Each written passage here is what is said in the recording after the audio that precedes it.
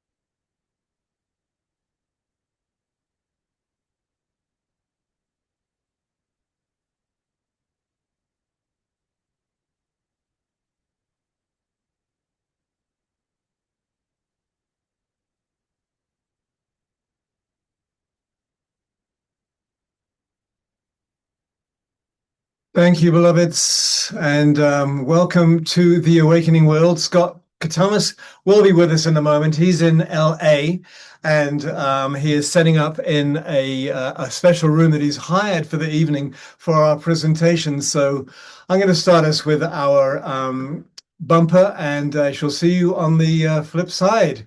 So let's see how we do this. Gotta click that one. All right, and go this one. And action.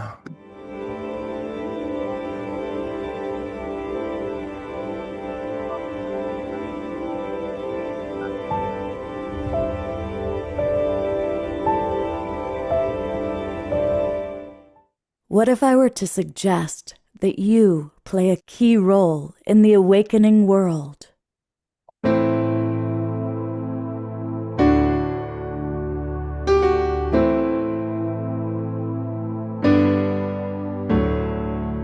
And that you are watching this because you have heard the call.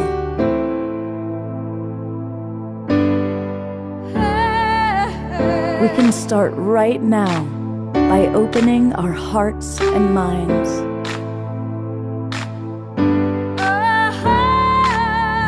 Welcome to the awakening world.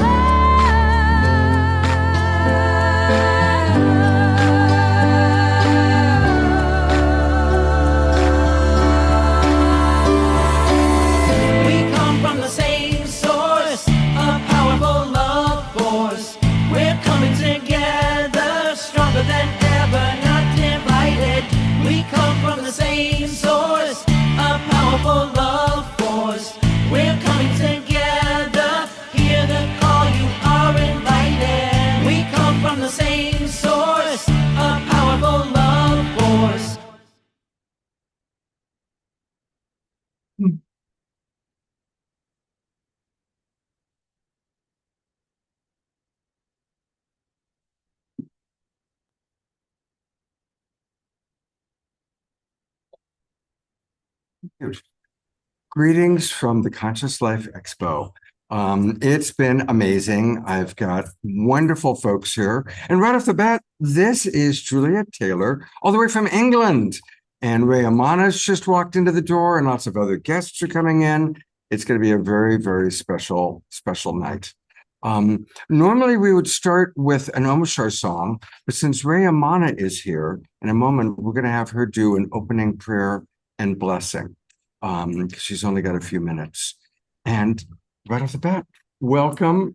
She flew right in from England.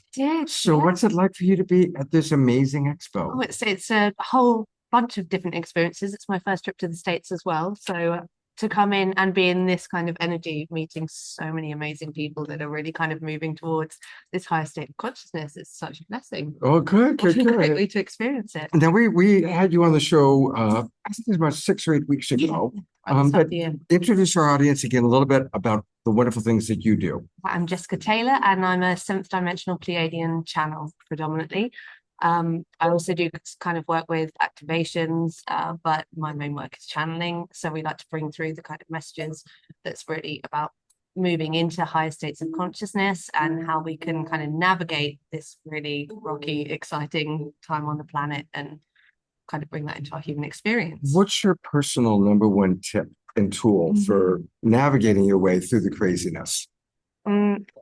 Doing everything you can to minimize the fear and maximize your kind of capacity for opening up your heart space. And because when you get sucked into fear, it's very much a lower vibration, and that inhibits your ability to move into kind of higher timelines and experience things from a perspective that's more connected to source. Right.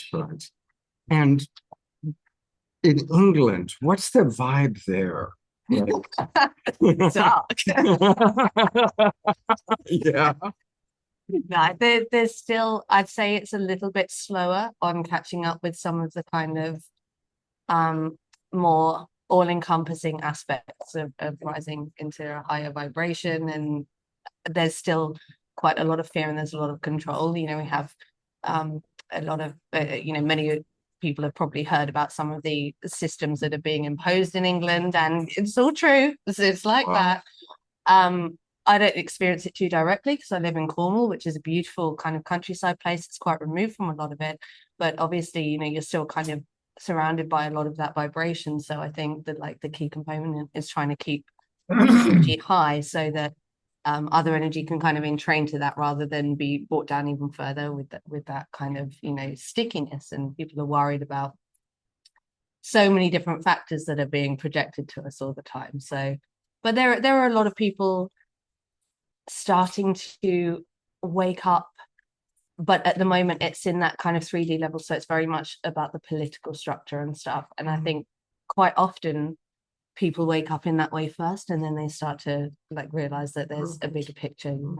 Well, thank you for the missionary work you're doing in England. We're all souls, we're dropped in at different places. So thank you for that. You'll have to at some point meet our beloved house musical artist. This is Omashar, who is from England, who's now doing beloved.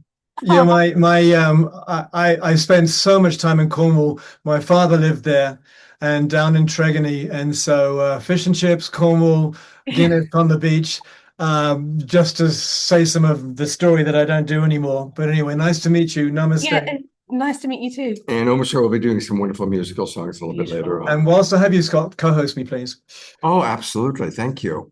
And we are going to have kind of a special start to the show tonight. Normally, we start with Omashar doing the song, but we are blessed to have Reya Manna with us. And so she's going to actually initiate and kind of get the whole evening going with a prayer. And you need an original sound for Reya. Thank you. We are going to audio settings. Noise removal. So I don't want that. I want original sound. Yeah, there we go. Do I do a quick test? Yeah, we're good. Oh, great spirit. It's okay? Okay. Yes. I see. Is that the 7th fire you have up there? Yes, exactly. 8th fire. 8th fire. So, hello, I'm so grateful to be here. What a beautiful moment in time that we're all being part of right now. We've had the year of the fire horse begin this week, and then this potent conjunction of Neptune and Saturn with 0 degrees Aries. And I was speaking with a friend earlier, and to us it's been feeling like, okay, we took the breath and we're in the inhale, and something's about to come out. We're not sure what it is yet, and in this collective moment where we get to be together and activate this unified field, we can impact that out breath. We still have the capacity to impact what comes next. So may we join together with the highest vibration in love, in connection, in feeling into that highest reality that we can envision for ourselves and the world, and really breathe into that, sing into that. And I see DeArah there just amplifying the prayers. She's such a potent channel and amplifier and such an integral being. Thank you, DeArah. And so I would invite us to take a moment and close our eyes and connect in with our own heart space and connect in with the heart of the world. And feeling the excitement of this potentiality that is just about to birth through. This potentiality of heaven on earth, of goodness, of love, of peace, of harmony, of cooperation, of understanding, where love leads, where kindness rules. And I invite us to find that vibration, and we're going to sing a song. And this song is an invocation called O Great Spirit. And the words are, O Great Spirit, we give our gratitude and praise. It's said that thank you can be the first prayer, the last prayer, the only prayer. So may we gather together in this moment, giving gratitude for heaven on earth, giving gratitude for all things good, for whatever it is we've been calling in, what we have had glimpses of, holding that vision in the moment and just saying thank you. Thank you for the love in my life. Thank you for the beauty that I'm seeing before me. So activating the power of creation, because that's truly who we are. We're not to be reactors to the situation. We're here to generate and emanate.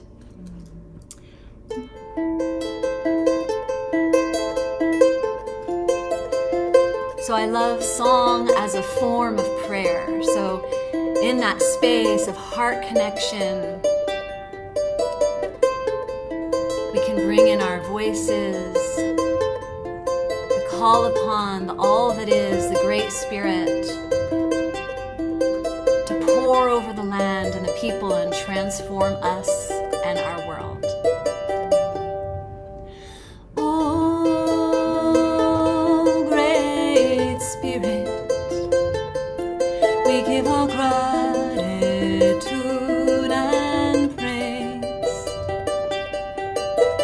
Oh, Great Spirit, we give our gratitude and praise.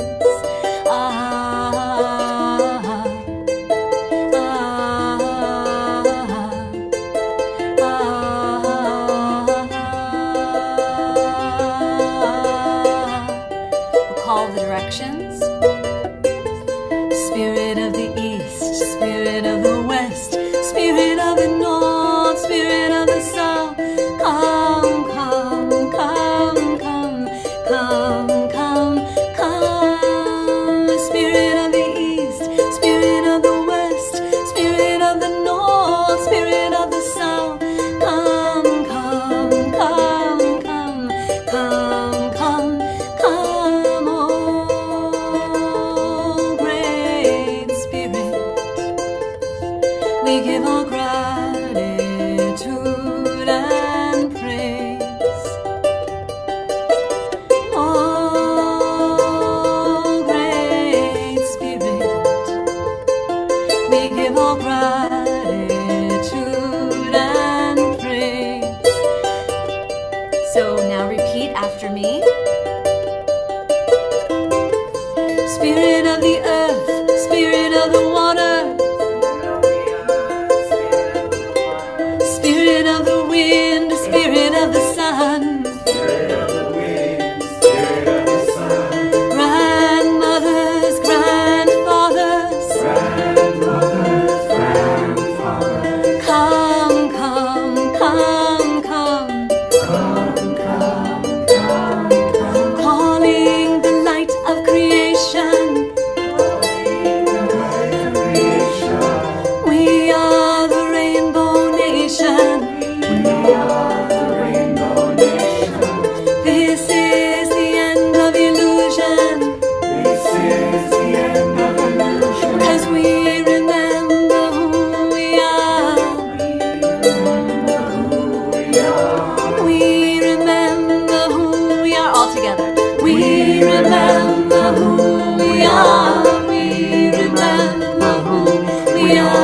we keep singing that. We are, oh, great Spirit. We give all gratitude and praise.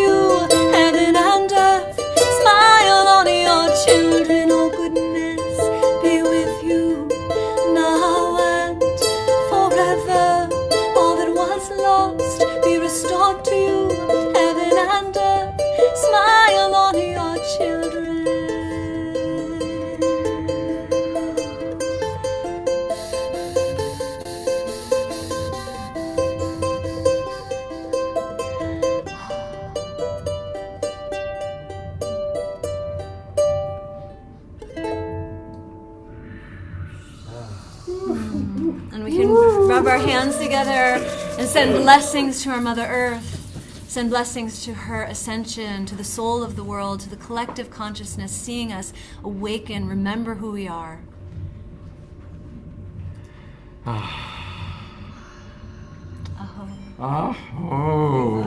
So fun to sing with people in the room. We have a whole audience. Well, you can't see, but there's about 12 people. Alan Steinfeld has brought in his minions. So let's give a big appreciation to Reya Manna. Thank you. What an amazing way to start. What's going to be a really, really special evening. And stick around a moment for Reya, because I have a feeling there's a lot of appreciations. Terry Russo writes, just beautiful, thank you. Eleanor Joy writes, for a variety of reasons, some known and some unknown, my body is releasing lots of tears. Love to all and gratitude for the presence of each and every one of you. What a beautiful beginning to this show. And Scott, just for a moment, I'd like to come in here, especially when Reya's here. Bonnie's with us in the audience, and I would like us just to hold just a few seconds of her in our heart, and acknowledging the ascension of beloved Rodger. And yes, if that's okay. Well, absolutely. In preparation for such a moment, I pulled this picture, and when I went to Rodger's Facebook page, all the photos, every photo he had was he and Bonnie. There were no solo shots. So I think as we're remembering the passage of our beloved Rodger, it's appropriate that the picture we're looking at is with his beloved partner, Bonnie. And so let's send maximum grace Rodger on his transition now to the next world, and to beloved Bonnie and her precious heart during this tender time. Maximum grace.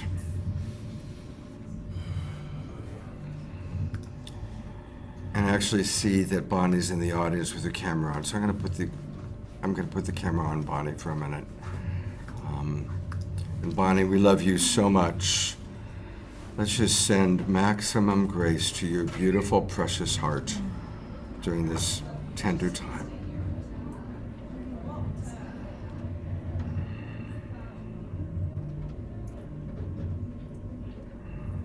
Bonnie and Rodger were at all of our Global Peace Tribe retreats.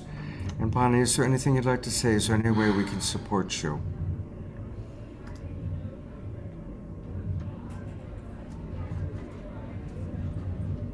I'm so grateful for everyone's love and support. I've already received many texts and phone calls and emails and Facebook messages in support, and all missing Rodger, and as am I. It's going to be hard without him, but he's not going to suffer, and I'm grateful that he wasn't suffering. He just slumped over on the couch yesterday morning, and that was it.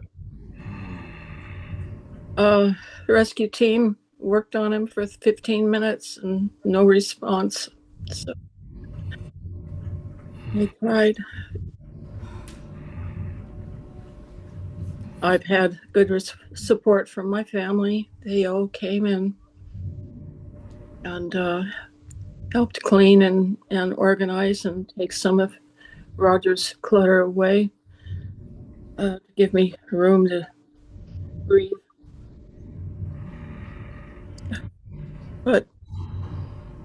And I'm so grateful for their love and support as well. I just appreciate you honoring him tonight.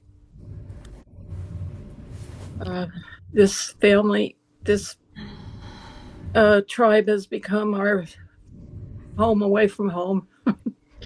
So it's very appropriate. Thank you so much, Bonnie. We love you, and we're going to keep you in our prayers. And if there's anything we can do of a practical nature, let us know, all right? Maximum grace for Bonnie and for her beloved Rodger. I'm going to go to his picture one more time. And there he is, that beautiful, beautiful man who, the last time I saw Rodger was about 2 months ago. Bonnie made a big apple pie for my birthday, which Rodger drove out and met me and Kristen Hoffman. So that was the last time we saw Rodger. Love you so much, Rodger. Love you, Bonnie. Thank you so much. God Love bless you all. Thank you. Blessings. Maximum grace for Bonnie and Rodger. And thank you so much for getting us off to this beautiful start. Thank you. Beautiful. Blessings for your whole evening. Well, Corinne is next, so come on up, Corinne. And Alan, I think you've got somebody. I have some bunch of people that are beautiful. You want me to come up here with you? Well, why don't we Do Corinne. We'll do Corinne, and then you can choose the next few I'll introduce you. wonderful people. Hello, Corinne. Hello there. You know what? I think I'm going to have to take off the adjust background. We're going to go to non, and that way I can periodically show the audience Where we are. where we are exactly. So, welcome. You were on the show just recently. Yes. So, what's it like for you? And go ahead and look to the audience, even though I'm, asking questions. Okay. But what's your experience at the expo been? It's been amazing, and it's a lot of energy today. I mean, it's like I was here last year, but this time it's like even more expanded. And the amount of synchronicities when you just walk through the door are kind of mind-blowing. That's what I have to say. We just had another group of wonderful people Yeah. come in, so it's really quite exciting what's happening lively. there. It's pretty Yeah. lively. So, what are a lot's happened with Trump announcing supposedly that he's going to unlock the files. What's your take on that? You're tapped in to galactic energies. Have you gotten any new messages or input? No, not specifically on that. But what's become really clear to me that there's a lot of noise and a lot of commotion going on right now in the collective. And I think it's more important now than ever to really take the time to go inward and focus on that which creates inner peace. More important than ever to like do a meditation practice, even if it's only 3 minutes a day, because we're not just dealing with our own internal noise. It's also the collective noise tends to really seep in because we are all connected to each other. I mean, it's like I've been meditating for decades, for many, many years, and I can really tell the level of internal noise. Sometimes it's mine, and then sometimes it literally comes in from the outside. And I feel like the more we can really focus on what's important right now, which is creating and emanating a sense of peace and compassion towards each other, I think that is really practically like the most important thing we can actually do. Beautiful. How do you do it? What's your personal practice? My personal practice is, well, I wake up every morning and I sit next to my bed, and my cats have learned to be very patient now. They know she's meditating. And I meditate for a very minimum 10 minutes. That's on a noisy morning when my mind will not be quiet because I've learned not to fight it. But I usually go about 30 minutes every morning. And I take the time, I listen to my internal world and say, what do I need to do? Do I need to do a breathing meditation and only focus on that inner vibration of peace? Or do I need to go do an inner journey where I'm literally washing away things that no longer serve me and asking and surrendering and saying, okay, greater source, higher power, what is it that I need to know today? So those are my personal practices. I've been doing those for years, and it's like if I don't do it, it's like not taking a shower in the morning at this point. Yeah. Seriously. Yeah. I'm so used to it. It's like when I'm traveling, no matter where I am, it's like it's a non-negotiable. Even if I have to wake up at 4 o'clock instead of 4:30 to catch a flight, I'm going to wake up at 4 to do that. Last question. Yes. What's new for you? Like, what can we share with our audience that you're doing that they can participate in, or the best way to find you? Okay, I'm actually really excited because I just launched my podcast yesterday called Wild Divine Bliss, and what I'm doing is focusing on spontaneous spiritual awakenings, otherwise known as spontaneous Kundalini awakenings, and looking at it from a scientific and pragmatic perspective. And so I've actually relaunched my website and actually put together this. I've got 3 episodes up right now, and I have so many amazing guests who are going to be on who are either experts in the field, people who've had these experiences. And the whole point is that I don't want people to feel like there's something wrong with them or not know who to go to when they've had experiences like this, and especially if people are professionals and business people and scientists, because they're the ones who hide, because I was one of those people. Right. It's like I don't want anyone to know, like they're gonna think I'm crazy. And so I'm really excited because now I get to bring not just my story, but more importantly, other people's stories for people to listen to. Fantastic. So the brand new website, here we are premiering WildDivineBliss.com. Like the best name ever for a website. Now, what's this? Take the assessment. What's that? It is to see if you've had a spiritual awakening or a spontaneous Kundalini awakening, because they take on different forms. Okay. And sometimes people wonder, like, what is that and have I had one? And what I find is so fascinating is sometimes people are like, oh, I didn't feel it come from the base of my spine. So even though like I suddenly got thrown into infinity consciousness, it doesn't count. And I really want to help people understand that, sometimes it comes from the heart. I mean, this is actually listed in the Tibetan ancient scriptures as well, and some of the Hindu scriptures. It's just not popularized, which is so interesting. And now we've actually got scientific research on over 900 people worldwide. Wow. Yes, and it's academic, peer-reviewed research on people who've had these experiences. So now we can really look at, well, does it have to come from the base of the spine? Can it come from the heart? Does it have to be hard? Does it, what can bring people to these, I call it punching a hole through reality? And how can we actually bring this to a place where people understand their experiences are valid and then lean into them and know they're not crazy? Beautiful. So one last time, yes. You can find, and I encourage everybody to go there to WildDivineBliss.com, take the assessment, and explore her podcasts, which we're really excited about. And we'll keep track of these wonderful podcasts and episodes that you're going to be doing. And thank you so much for being with us. Oh, thank you so much. It's an honor. I appreciate it. All right, I'm going to have to give direction to our friends that are in the audience. So, Alan, why don't you pick 2 people? You can take over and sit here for a few minutes. And okay. Lisa Garr needs to go.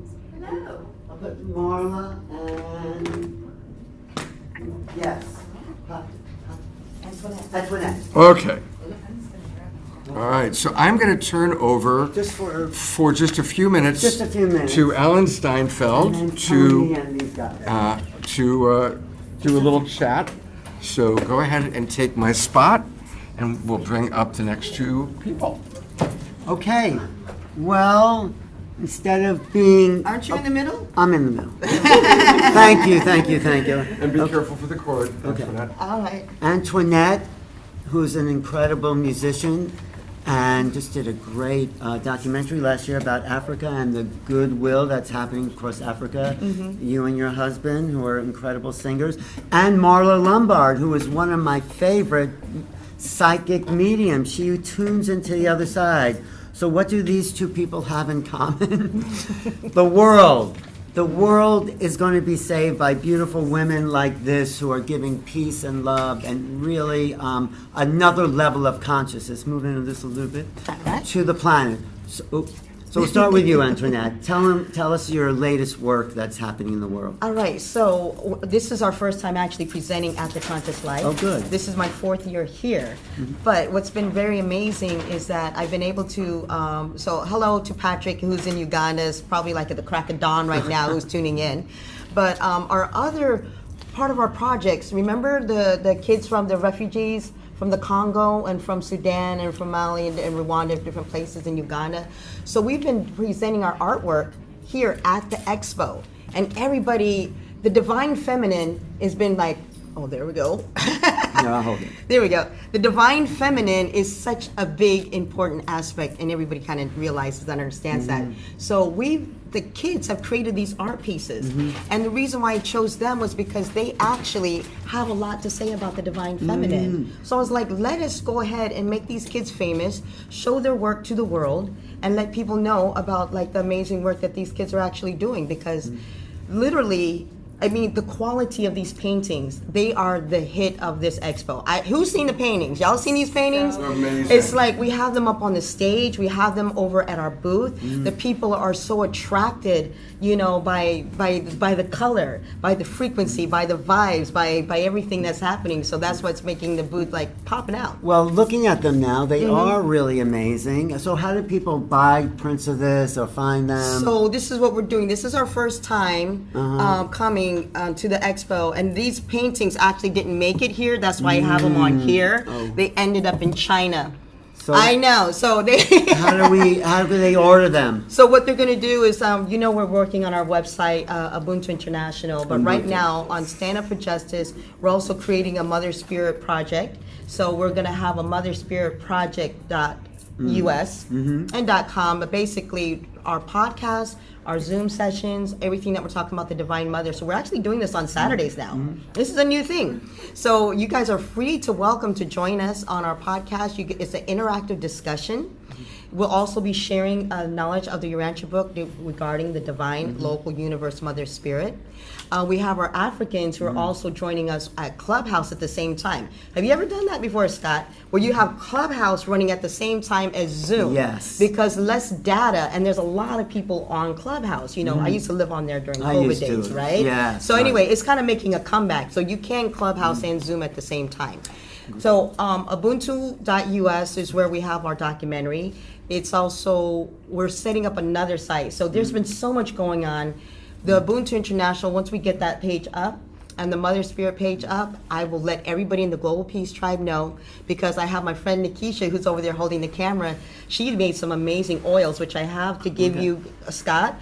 Divine Mother oil. We have a Rose of the Mother. We have an energizing oil, and then we have a grounding oil. And then we're also signing people up to come to the land, Edentia, to do a groundbreaking, you know, so they can do a Mother Spirit hike with us.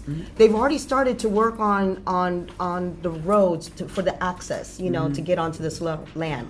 And because of all this rain that's happened last week, there's a river. It's like a huge stream that's just flowing down water. That's fantastic. You'll stick around a little bit. I just want to ask Marla, who's one of the best psychic mediums around, who's been at this expo, what do you make of the community, of the information, of the level of consciousness that we have at this Conscious Life Expo in LA? Because you're a reader of consciousness. I love it.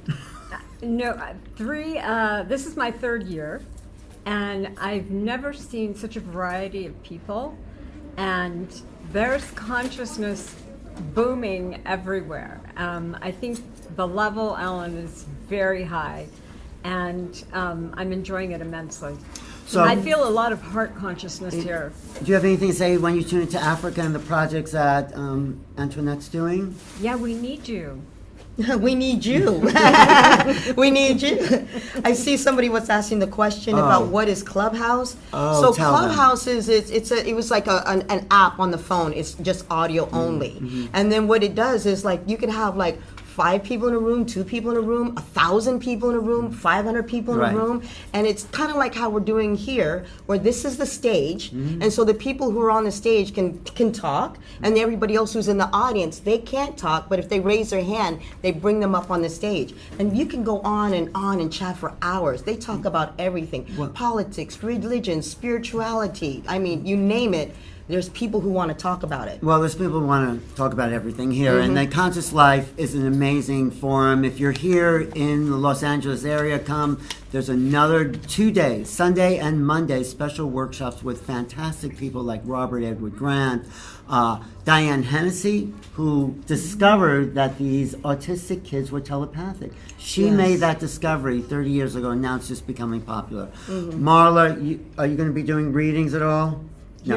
Here? No. She's not going to do readings, but she can do good readings if you want to tune in. Do you have anything? And don't forget the energy work that you and I did together. Yeah, she's talking about my chakras. Nice. And she's right. It is a conscious expo. I mean, like I said, this is our first time actually having a booth. Yeah. But the amount of truth seekers that came to get a Urantia book was like astounding. I was like, I couldn't even believe it. Like, people are really, really seeking truth. People are seeking higher knowledge. People are seeking spirituality. People are just seeking connection. Right. You know. Speaking of which, I am speaking on Sunday with JJ and Desiree Hertog Ooh, yes. on remote viewing and higher consciousness. And you know, Scott, there's been some UFO news lately. Have you heard? What have I heard? Have you heard? Have you heard? What's the most? What would you say? So of course, Okay. come on in. Yeah, come on in. Of course, the big news Yes. is that Trump.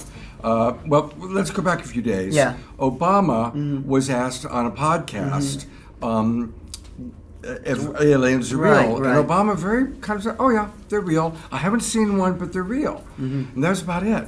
Then 2 days later, Fox News asked Trump about Obama's comment, and Trump said, "Well, he broke classified information, so maybe I better save him by declassifying the files." You know, that is not... But that's what he said. I know he It's said a that, loose but story. I think it was time for it to come out. There's enough people, even Republican and Democrats, at both sides of the aisles, wanting this truth, and I think it's sort of a way of covering up other stuff that may be also in the You news. think? Yeah, I do. You think? I do. You know, I want to give you credit. Steve Bassett, you brought Steve Bassett I on the did. show maybe in September it was. Yeah. And Steve said that. He said, as the Epstein files get hotter and hotter, then they're going to have to, because it's the only story that could trump the Epstein files. That's right. And he said that exactly 6 months ago on the show we did, That's right. August 19th. Yeah. And now, but whatever it is, we're in a new time, in a new period, and things are happening. Magic is happening. Your work, Scott. I don't know how he does it 3 times a week for 5 years, you know. 6. 6 times. 6 years. Anyway, there's magic in the air. Come to the Conscious Life at the LAX Hilton. If you want to experience magic, come to some amazing lectures and be part of this community that is changing the world through conscious awakening. So, And Alan, the #1 UFI guy, you know, our Urantians are actually looking forward, because I believe they're going to be interviewing you. they are? Okay. Yes. I'm available. I Let think them- Dedrick and... I want to and- bring our yeah. next people up. because Okay, we got such I a know. large number of Tony people. Ghazi is an incredible Love you speaker. guys. And, And Lisa thank you. Garr. Lisa Garr. And Lisa Garr, who's another... Actually, Anthony Kalask. And Anthony. Okay, so let me talk to Lisa first, and then we'll bring the two of you up. Hi, Lisa. It's been a while. I'm doing the thing. The real thing. Been doing the thing for 6 years now. I know. I'm so impressed. So this is Lisa Garr. She's been on the show, but not for a while. And she has been doing what I do for a very long time. 25 years. You really broke the ground. years. You were it. I You know. were Joe Rogan It's before Joe bizarre Rogan. because I have a legacy now, and I'm Yeah. like, how did that happen? Yes, 25 years ago, I was talking about angels and anything that had to do with consciousness, and that was when the Wayne Dyers and Joe Dispenza and Greg Braden and all these guys would spend hours with me. I had a 2-hour show in the middle of the day in Los Angeles. Amazing. And Yeah. it really was the groundbreaking show, which is really incredible. So, I'm going to ask you, because you are someone who's been in this world for such a long time.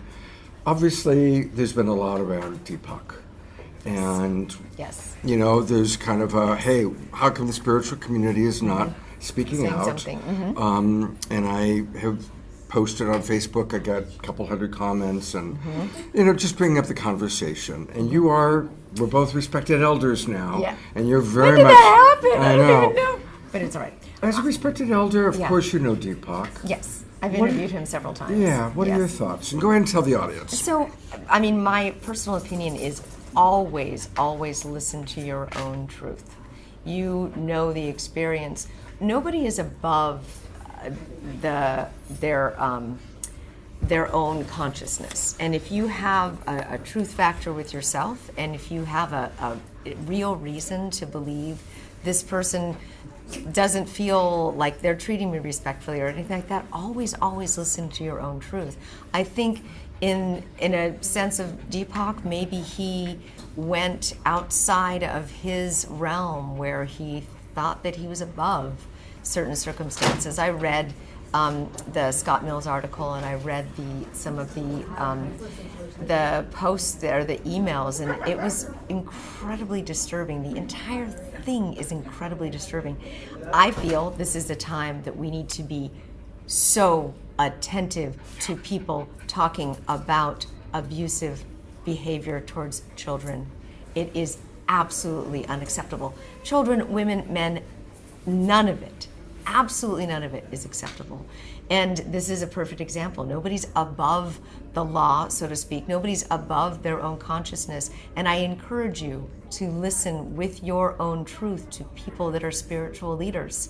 Do that. Read about it. You have access to social media. You have access to people telling the truth. The beautiful thing about what social media can do, and I have a 20-year-old, so I know that generation of the 20-somethings are just the authentic police.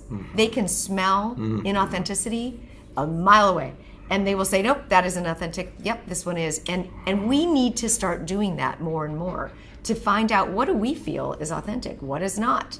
Look around and go into your own expression about it. So I think it's a great catalyst. Every pain point is a portal for us to understand what's the next level. The next level is to look out for your brothers and sisters, to look out for your friends, to look out for children, animals, anyone that is in that. We're in a whole beautiful time where if you see something, say something. If you hear something, say something. If you feel something, say something. Protect people around you.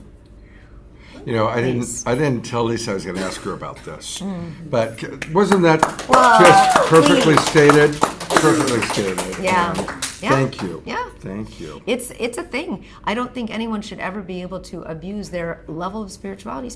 Coming here, your heart chakra just gets blown open, right? Yeah. Blown open. And people have the most beautiful intentions.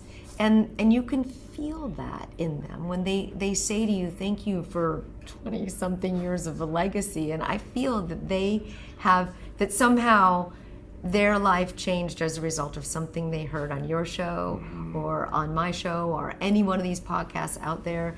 People can really, truly feel that authenticity. But you can also feel the opposite. You can feel when it's disingenuous. You can feel when there's something off. You can feel it.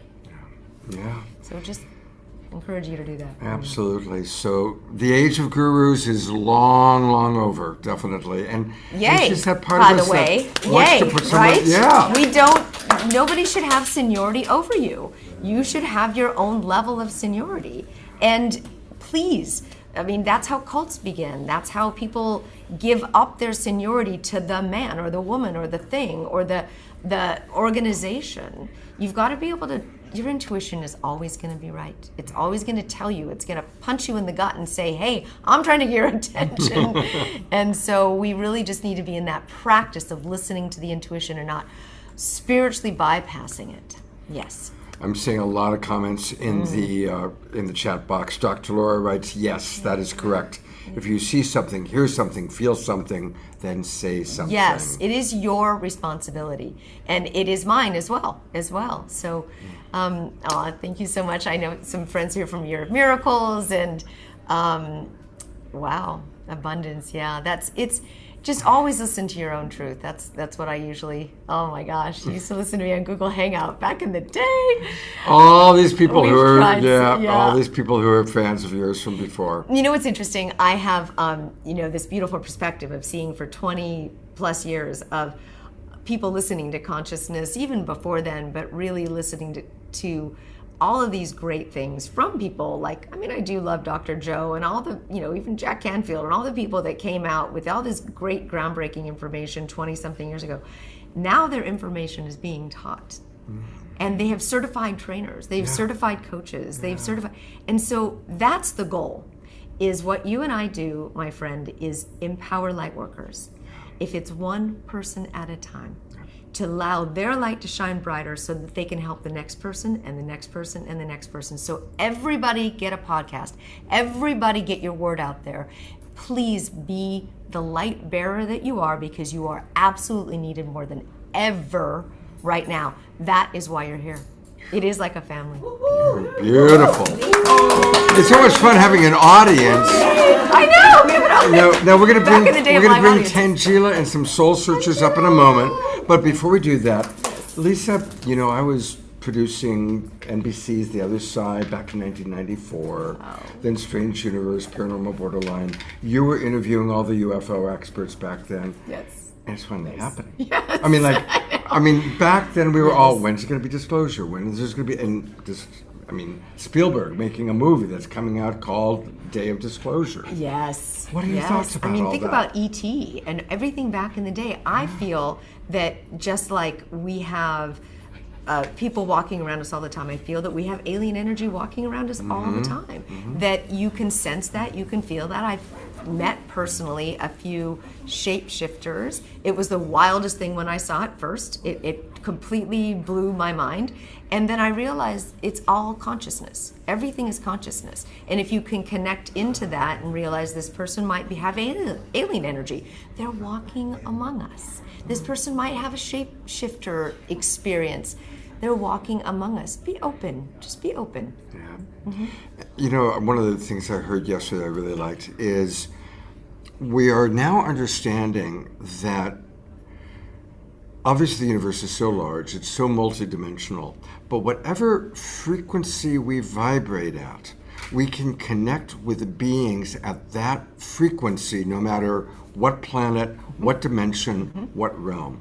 So as we collectively raise our frequency, we can have more and more of these amazing experiences. Yes, be open to it. Cautiously be open to it, because if you just shut your mind off to something and it could actually give you such a beautiful blessing in that moment, have that experience. Be a part of that experience. I've met some of the most incredibly brilliant people who are not from this world, but they're bringing gifts to this world. So very, very creative people as well. So just be open. Lisa, I get to interview them all the time. How do we find you? What's let's see, I'm hosting Coast to Coast on March 7th on Saturday night, so please join me live on the air. Coast to Coast AM.com, or my website is The Aware Show. The Aware Show. TheAwareShow.com. The Aware Show. TheAwareShow.com and /podcast, and you can listen to some of my favorite podcasts. And all of every Tuesday I release a new show, and every Thursday I release a best of. So it's amazing how the information is still so relevant. How many have you done now? 5,500? Oh my gosh, look at that. Almost. So there it is, close to the Aware 6,000. Show, which is amazing. Yeah, Definitely, there's if a you haven't checked it podcast. out before, check it out. And then if you click on podcast, that can take you to The podcast? The podcast, And right. Gaia takes you to my Gaia show, coast to coast, takes you to coast to coast. It's all the same energy. Amazing. Wonderful to see you all. Lisa, You thank you are so doing much. amazing work. Oh my God, you are doing it. Do it. So All you, right. Thank you're my mentor. I blazed a trail. You blazed the trail. You get to jump on it. All of you all do. All right. Well, look at who we got. I mean, look at all this wonderful audience that we have. A live audience. Crystal and Shine have been taking good care of Jasmine Bear. So, and Shelley Reef is here, and Victoria, oh my God, and Tara. So I think Tony's been waiting for a while. Yeah. So Tony, come on up. And Anthony. And Anthony. Huh? She's already told me No. that. No, she's okay. No. Hey. Good, have a seat. Where should I sit, here or Yep, there? yep, yeah, come sit here. So, and here we go. Now, we remember Tony, and Tony, of course, channels the kind of praying mantis beings. Yes. And Tony actually wrote me recently about his friend Robert, this guy here. Anthony. Tony. Robert in another life. Yeah. No, Anthony. Right. Anthony.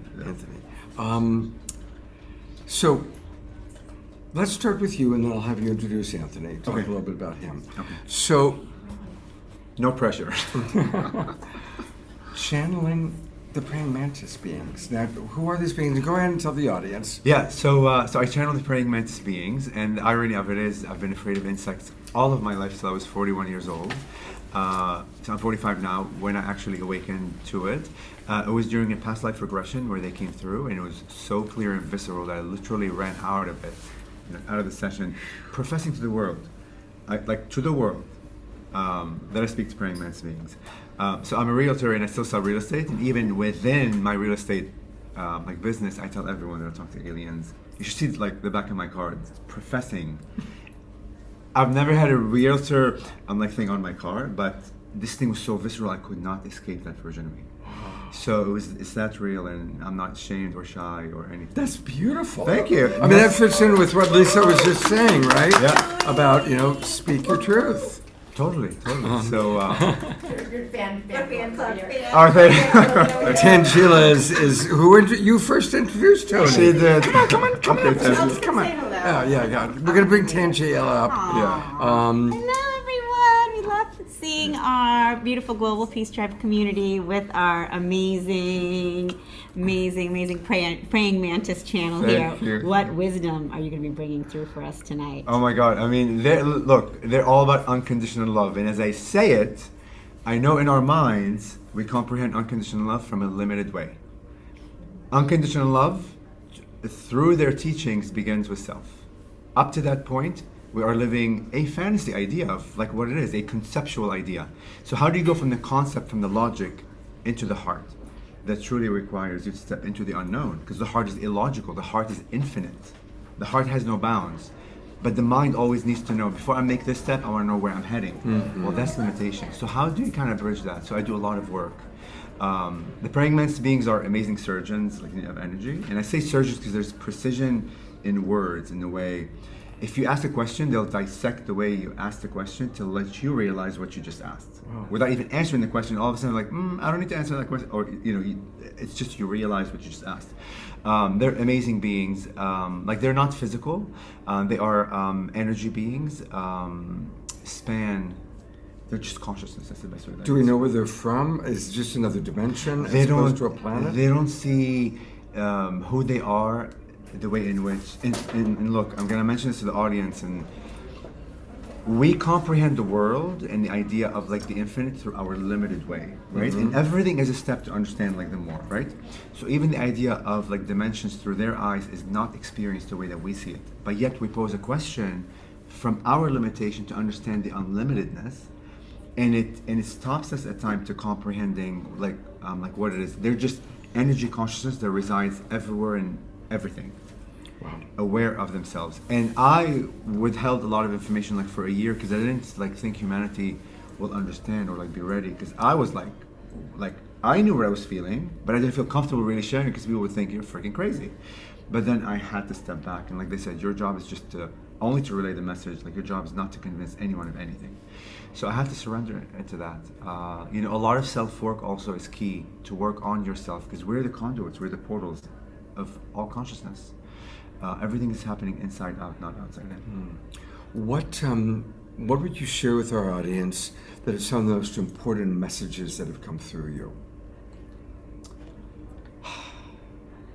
So I teach a channeling class, and we don't teach you how to channel, we help you remember that you've always been a channel. And their messages over and over and over again, don't come back to me for knowledge. You have the knowledge within you, you have the keys to all the kingdoms of all the heavens, the wisdom is within you. I want to try to be politically correct, but I won't, because I'm very provocative in the way that I look, in the way that I speak, so there we go. If you hear anybody really make you feel that you need them for information, you're feeling disempowered. That's a key.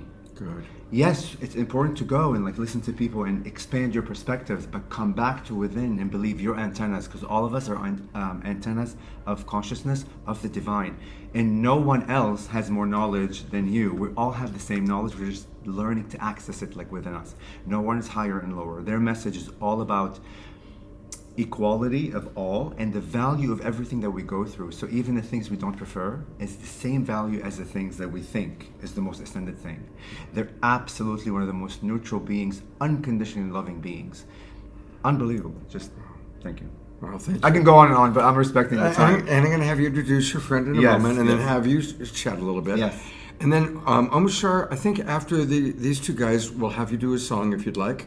And then we've got Shelley Reef and Victoria and Joan of Angels and all sorts of other people waiting. So it's going to be a very, very special night continuing.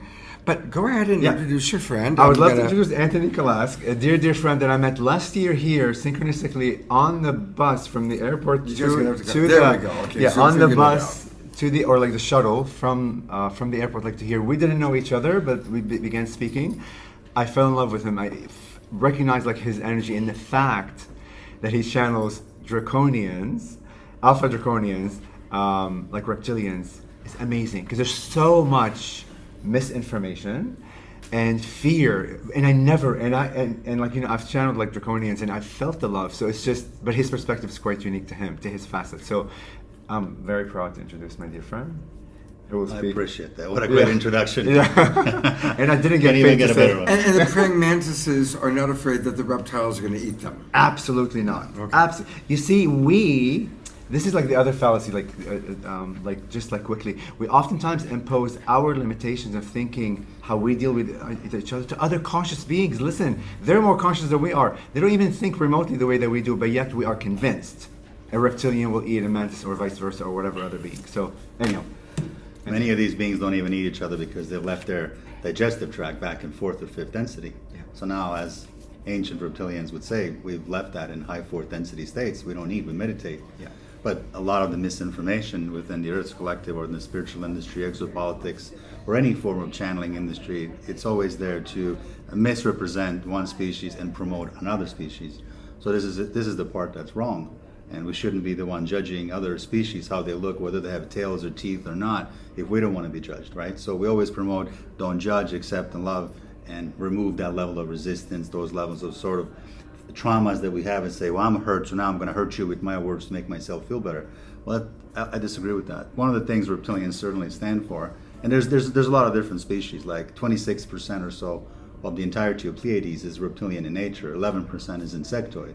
And people say Pleiadian, it's a blonde, beautiful blue eyes. No, there's 2.5 million races there. So, 2.5 million races in the Pleiades. Correct. Yeah. So Pleiades itself is a large parking lot. It's a large system. Right. We know it as seven sisters, regions from Taygeta to Atlas, the Alcyon, and everything else in between. But every star has planets, and then those planets have little mini planets.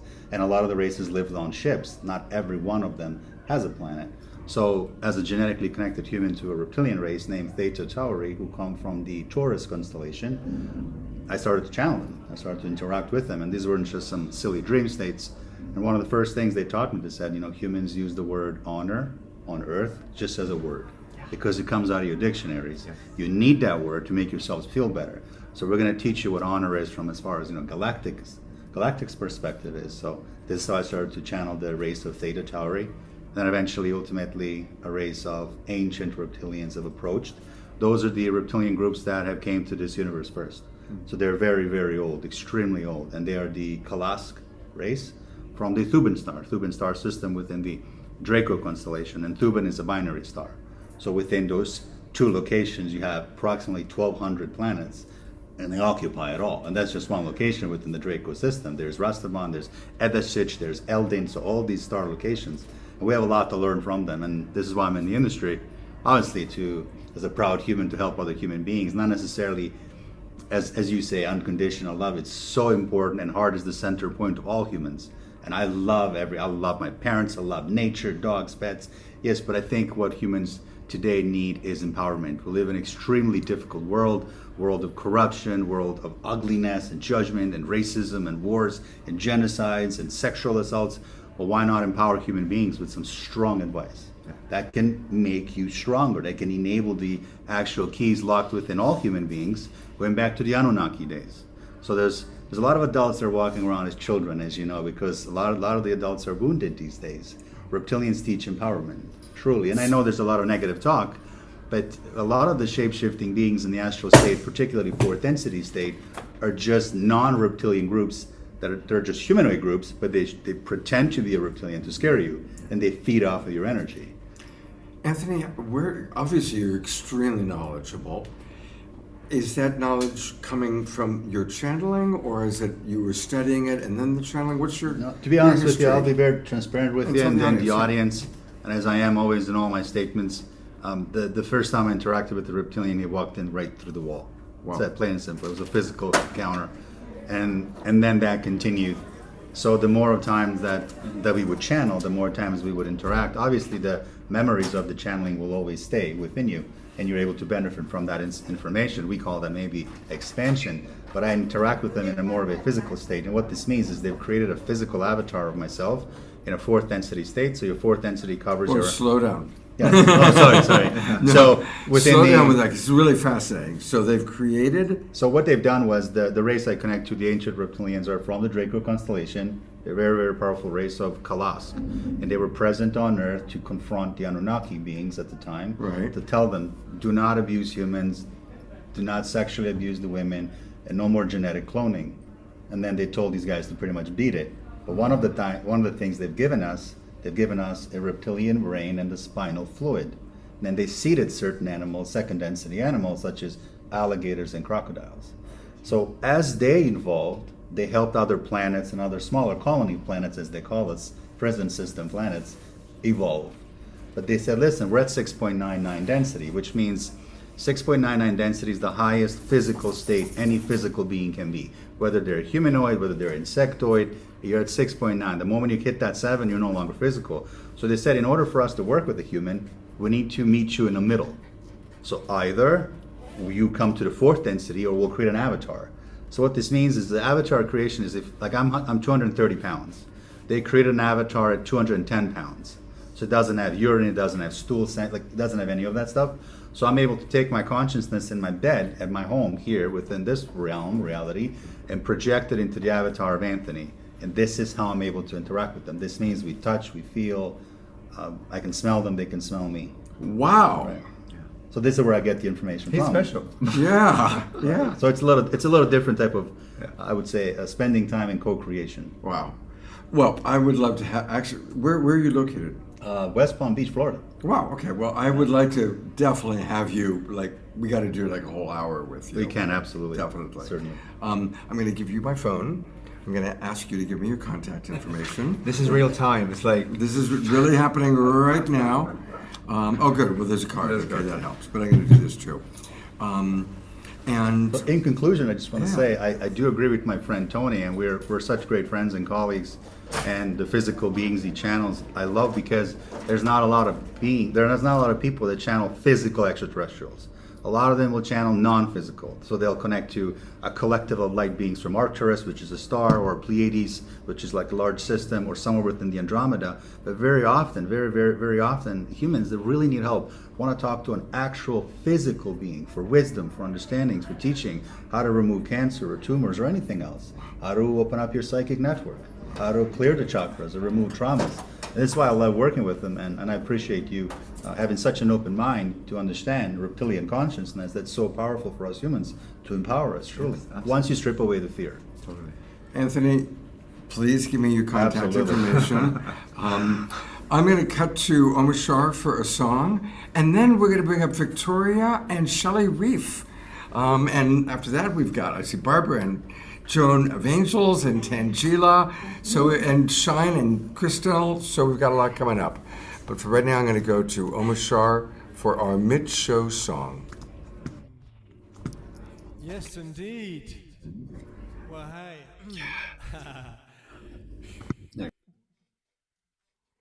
What an amazing show so far. I'm enthralled. Whether I play or not, I don't care. I just love every guest we had so far.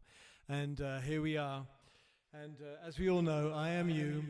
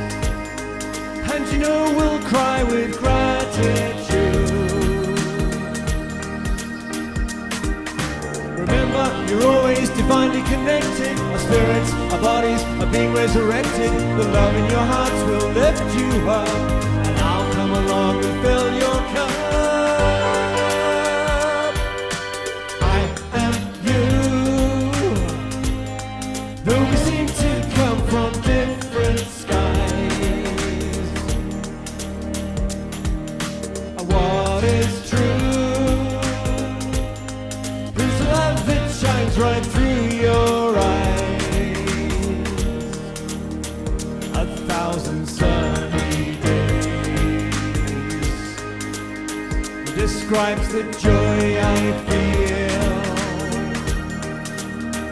I'd walk 1,000,000 miles, 'cause you know we'll see the truth revealed.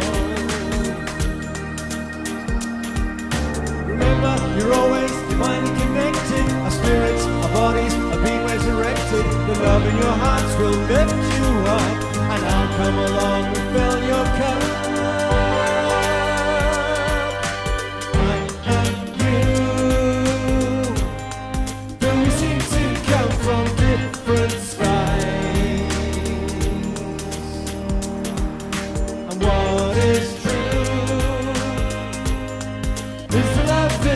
shines right through your eyes. Here we go.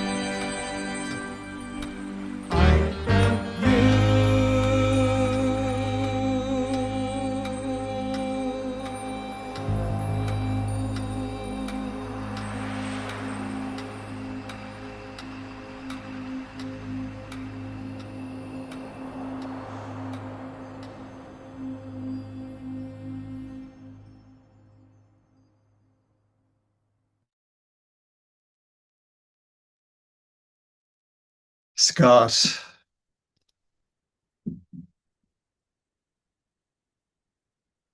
Where have you gone?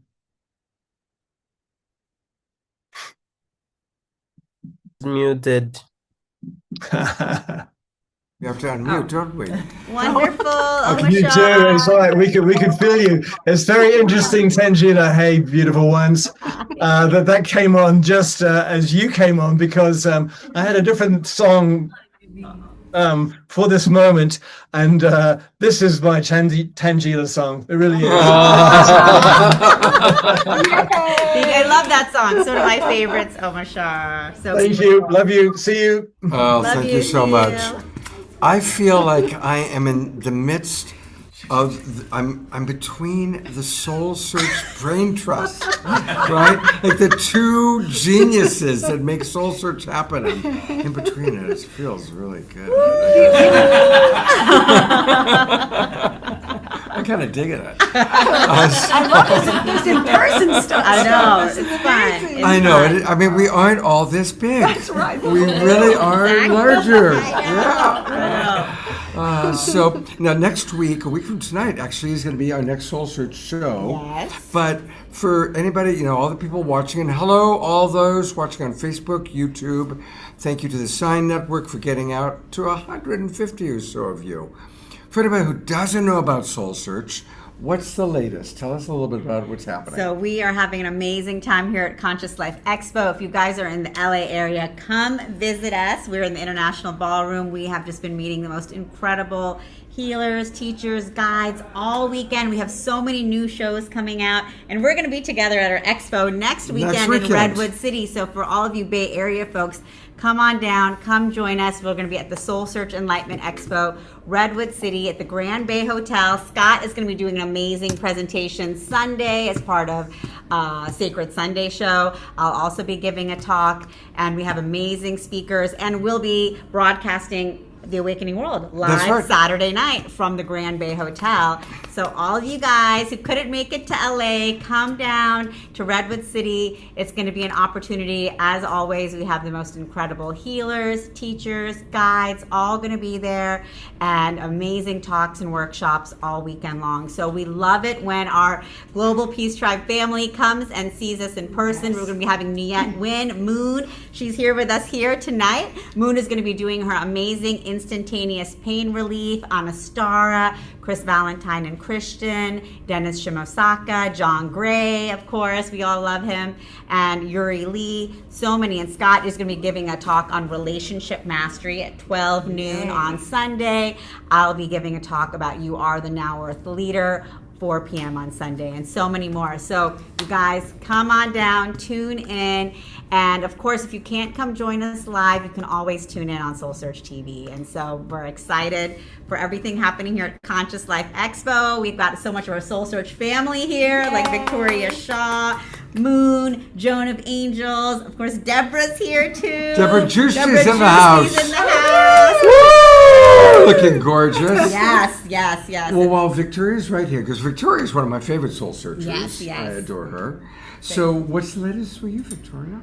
I don't know. Do you know you were just on my podcast again? Oh, really? You played it? Can I share that? Yes, please do. Because we did a live show with Soul Search. Right. What was it, last summer? Yes. And you came on for a beautiful reading, and it just came back. We repurposed it for the podcast. So I was thinking you were on my show in 2024 for Valentine's Day, talking about your love coaching. Right. One of my favorite episodes that I've ever recorded, for real. Because he's so. I mean, if people just know you from here, they also have to just know how magical you are with your work and what you bring to the world. Thank you. And then you came back again. We had you again just by coincidence again on Valentine's Day.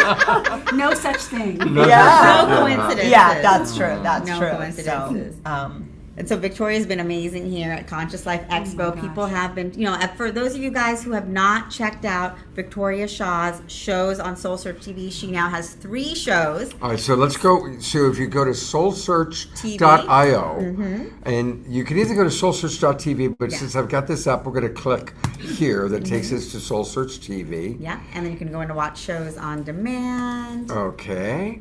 And is that where we find her? Yes. We can go down and we will see. You can browse and check out her. It's still loading. There we go. So, okay.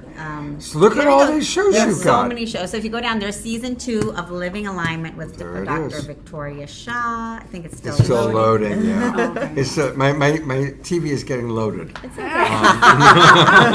It's okay. So while it's loading. So for those of you, we've shown the trailer. We had Dr. Victoria Shaw's season 1, Living in Alignment, that went deep into her work. Then we had the live reading show where Scott was a guest, and you got to see Victoria live in action doing live readings, and people were calling in, zooming in from all over. And then now we just have season 2, which follows her beautiful retreat. Tell us about the show. We had 10 women come to a retreat, a transformational retreat. At her beautiful retreat at center. my property, retreat property in Escondido, and we followed each of them through their experience, and it was really powerful. And it's amazing too, because the 2 episodes were only filmed about 6 weeks apart, and a few of the people came back. So we had one person wrote a book in between season 1 and season 2. She was so inspired. I know, Lori. So check out Lori's. She is a money coach, and so she's writing books about how to help people be at peace with their financial life. And she's amazing. And she came back for season 2. She got the word guides. Everyone picked a word, and her word was guides. And she was so excited. She's like, I have guides. I didn't even know there were guides before season 1, and now I have them, and I'm talking to them and connecting with them. That is cool. And she's written 2 more books since the retreat in the last year, since the retreat. So it's amazing to see the work that happens in these situations, but also to follow other people, because we learn so much from other people's We're all stories. learning together. Yeah. And the more that we share our experiences, the more everybody else, it's free for, it's amazing watching the awakening. It is. What I love most about this season 2, is, we all talk about and we experience shifting state. How we truly can only manifest when our actual state shifts. We can visualize all we want, but unless what we get to see in season 2 is we get to see the visual representation of what that looks like in their body. They don't look like the same person from the beginning to the end. True. And you can visually see that, and they're feeling it, and it gives us permission to know that's possible for ourselves. And so I so celebrate you and appreciate you for that. And I just can't wait for season 3. Hint, hint. All right. We'll try. It's amazing too. I want to do some follow-ups too, because that's so important. Lori's story.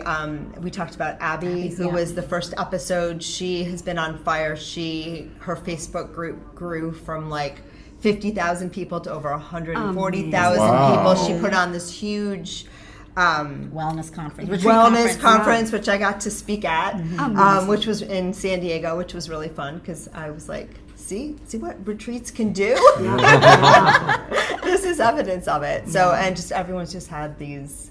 It was just such powerful, beautiful work. And I will be in San Diego Monday and Tuesday.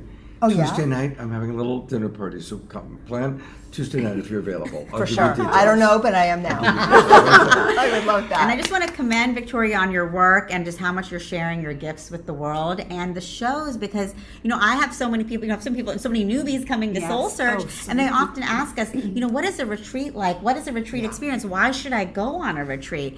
And I can always refer to your show and say, check out Victoria Shaw's show, because you are going to be able to walk through these transformations with these women and see what a powerful experience these retreats can be for you. And you're so generous, and all of your your retreatants so generous in sharing their personal experiences so beautifully. It's Can I amazing. share one more thing? One more thing, and then we've got so many people So waiting. very fast. If you want to experience a retreat, we have 2 spots left. The end of March, look up Cactus Blossom Retreat, and it's awakening your intuition. So it's a deep dive and really strengthening that intuitive connection. We have 1 room in a double bed left, and probably a couple of bunk beds. And where do people find that? Either Can they find it on your website? VictoriaShawIntuitive.com, yes, or CactusBlossomRetreat.com. Okay, I'm pretty sure I should you probably can- put that on social. You'll come right up. Shouldn't I? We're almost sold out, but we have a couple more spots. There it is. Yeah, I knew that you'd come right up. So Yeah, and it should be right there at the top. okay, let me just take people. I gotta share screen first. There we go. Okay. So if you go to VictoriaShawIntuitive.com, Book now. learn all about your spiritual superpower. Take the quiz. Just want to make sure everybody takes the quiz, because we want to know our spiritual superpowers. And then if you go to Book now up top. The yellow. Book now, there you go. That's the 1 room left. 1 bed in a double room left, and a couple of bunk beds. All right, there you go. I would love to bring Deborah Juicy up, because I Yes, know that of she course. only has a couple minutes. And then we're going to talk to Shelley, and then why don't you bring Moon and Joan up after that? Perfect, Okay? perfect. So let's Barbara, do it. thank you. Thank you so much. Oh, this is so fun. All right. Victoria, Tuesday night. 1,000% I'll text Okay. you. Thank you.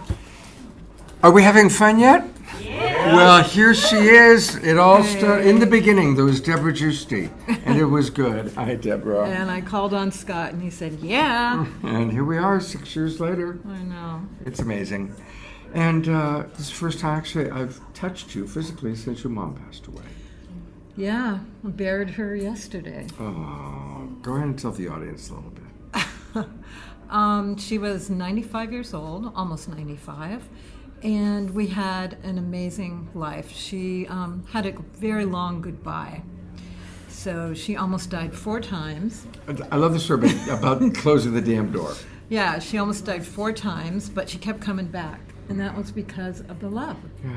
The love of the family and the love she had for us. Because our family's an Italian family, very bonded, very loving, very amazing. Mm-hmm. So the first time she died, almost died, she had a stroke.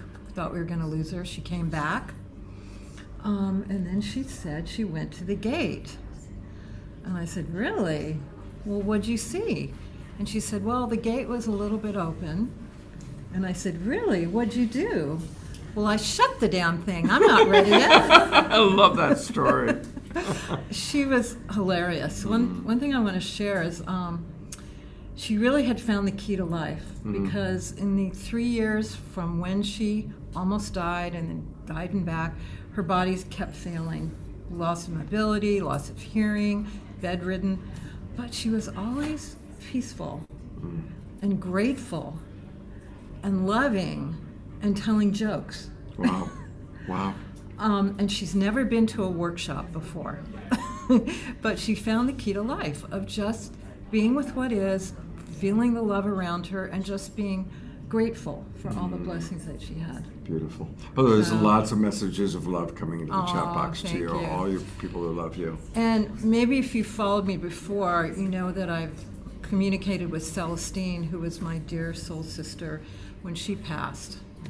And my dear soul brother Jeffrey passed, and I communicated with him. So I figured I was going to communicate with my mom. Yeah, has that happened yet? Jane DeForest, who is one of the mediums that I work with, called me a couple days ago and said, would you like to speak to your mom? And I said, she said, I'm going to give you a session. Beautiful. And so she tunes in. She doesn't really know too much about it, but the first thing she says is, I hear a joke. Wow. Well, you knew then it was your mom. And then she says, and she's saying that now she knows for sure God can speak Italian. And she pointed to what Jane saw was the pearly gates, and she said, I've arrived. I'm here. So that was telling me that she's fine, she's on a certain plane. The other thing she said, or that I got in meditation, was now she knows why she helped me so much, what my mission was about. And she didn't really understand it in this kind of limited 3D consciousness. But in the expanded consciousness, she understood my mission and why she helped me, and that she'll continue to help me. Wow. Oh my gosh. I know. You got a lot of support on the other side now. I know, I got 3 cohorts. You know, I don't think you know, but you remember Rodger of Rodger and Bonnie. They came to our retreats. Rodger passed away 2 days ago. Okay. Yeah. And of course, Michael Stillwater passed away last Sunday. Yeah. So a lot of our people are being called to people the are other called side. to the other side. Yeah. It's a showtime. Yeah. Last question. Of course, you are the queen of the Conscious Life Expo. We've been coming to this way back to when it was the Whole Life Expo. Yeah, I've come every single year. What's your take on this year? What's the vibe for you? It's amazing. It's up-leveling. The show itself is better than ever. The producers of Conscious Life Expo are just incredible. And the public is really excited, and there's more here, and there's new people here than ever. They asked yesterday how many people they knew. Half the audience. Exactly. Amazing. Yeah, so all this is increasing. Wow. And it's my favorite conference. If you ever have the chance to come, don't miss it. So many incredible luminaries, and really you get to experience them instead of just seeing, the screen on your computer or on your phone. You get to experience them live, their activations, their wisdom, their being. And hugs. There's a lot of hugs that we don't From get to Soul do. Tribe. From Soul Tribe. Yeah. It's really wonderful. Yeah. I love Okay. you so much. Okay. What time is your Ascension panel? What It's time? 4:00 tomorrow. I'll be there. Well, no, the Ascension panel is 12, and incredible people on it. And then I'm doing a talk, Healing Cancer and the Ascension. Oh, wow. Okay, so it's going to be my first talk. 12 noon. I don't know how that popped up, but 12 noon is Ascension the is panel. now. Right. Step into the New Earth timeline. And then you're doing Ascension and Healing Cancer at 4 p.m. Yes. Okay. If any of you in Southern California, come on down. There's still 2 more days, and it's a pretty amazing place to be. I love you, Deborah. Thank you. I'm going to call on Shelley Reef, who's been patiently waiting. And I also want to thank Shine and Crystal. We're going to hear from them. They've been taking good care of my dog, Jasmine Bear. We're grateful. Hi, Shelley. Oh, love you. Well, you remember Shelley Reef. She's been on the show a few times before, and she does many things. She's very tapped in. She's had a fascinating career as an actress, artist, and channel. And of course, you do harps. Yes. Harps. Yes, I just finished playing with the Hertax. Oh, how much fun. Yeah. When he sings, when he does his mantras, chills. Yes. Chills. Well, talk to the audience. Tell the audience, as much as I love looking at you. Share whatever you'd love to share. You've got so much. First of all, I just have to say how blessed I feel to get to perform with the Hertax. This is my 4th time. I've done all the major conferences this year with them. Sometimes it's very formal, and sometimes we just kind of throw it together at the last minute. But I've never felt anything quite like that. They truly invoke the sacred names, and they invoke a higher inner. Well, you know JJ. I mean, JJ is a living prophet. Yeah.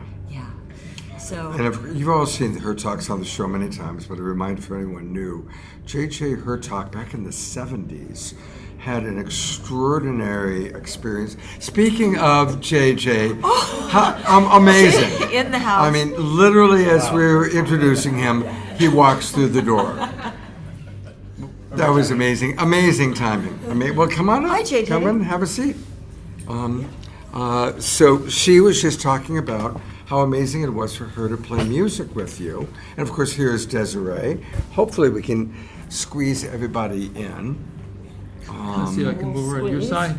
The Zoom might adjust. Let's see. Okay. Zoom, come in. There We're we all go. together. There we go. I've got that new setting that does kind of figure it out. So, of course, this is JJ and Desiree here talking. And literally, Shelley was just talking about how amazing it was to sing with you. We had a great when you walked through the meditation, door. Yeah. Okay. So, good timing. Well, JJ, let's start with you. You've been in this field for so long. You've had the amazing experience with the Keys of Enoch in the 70s.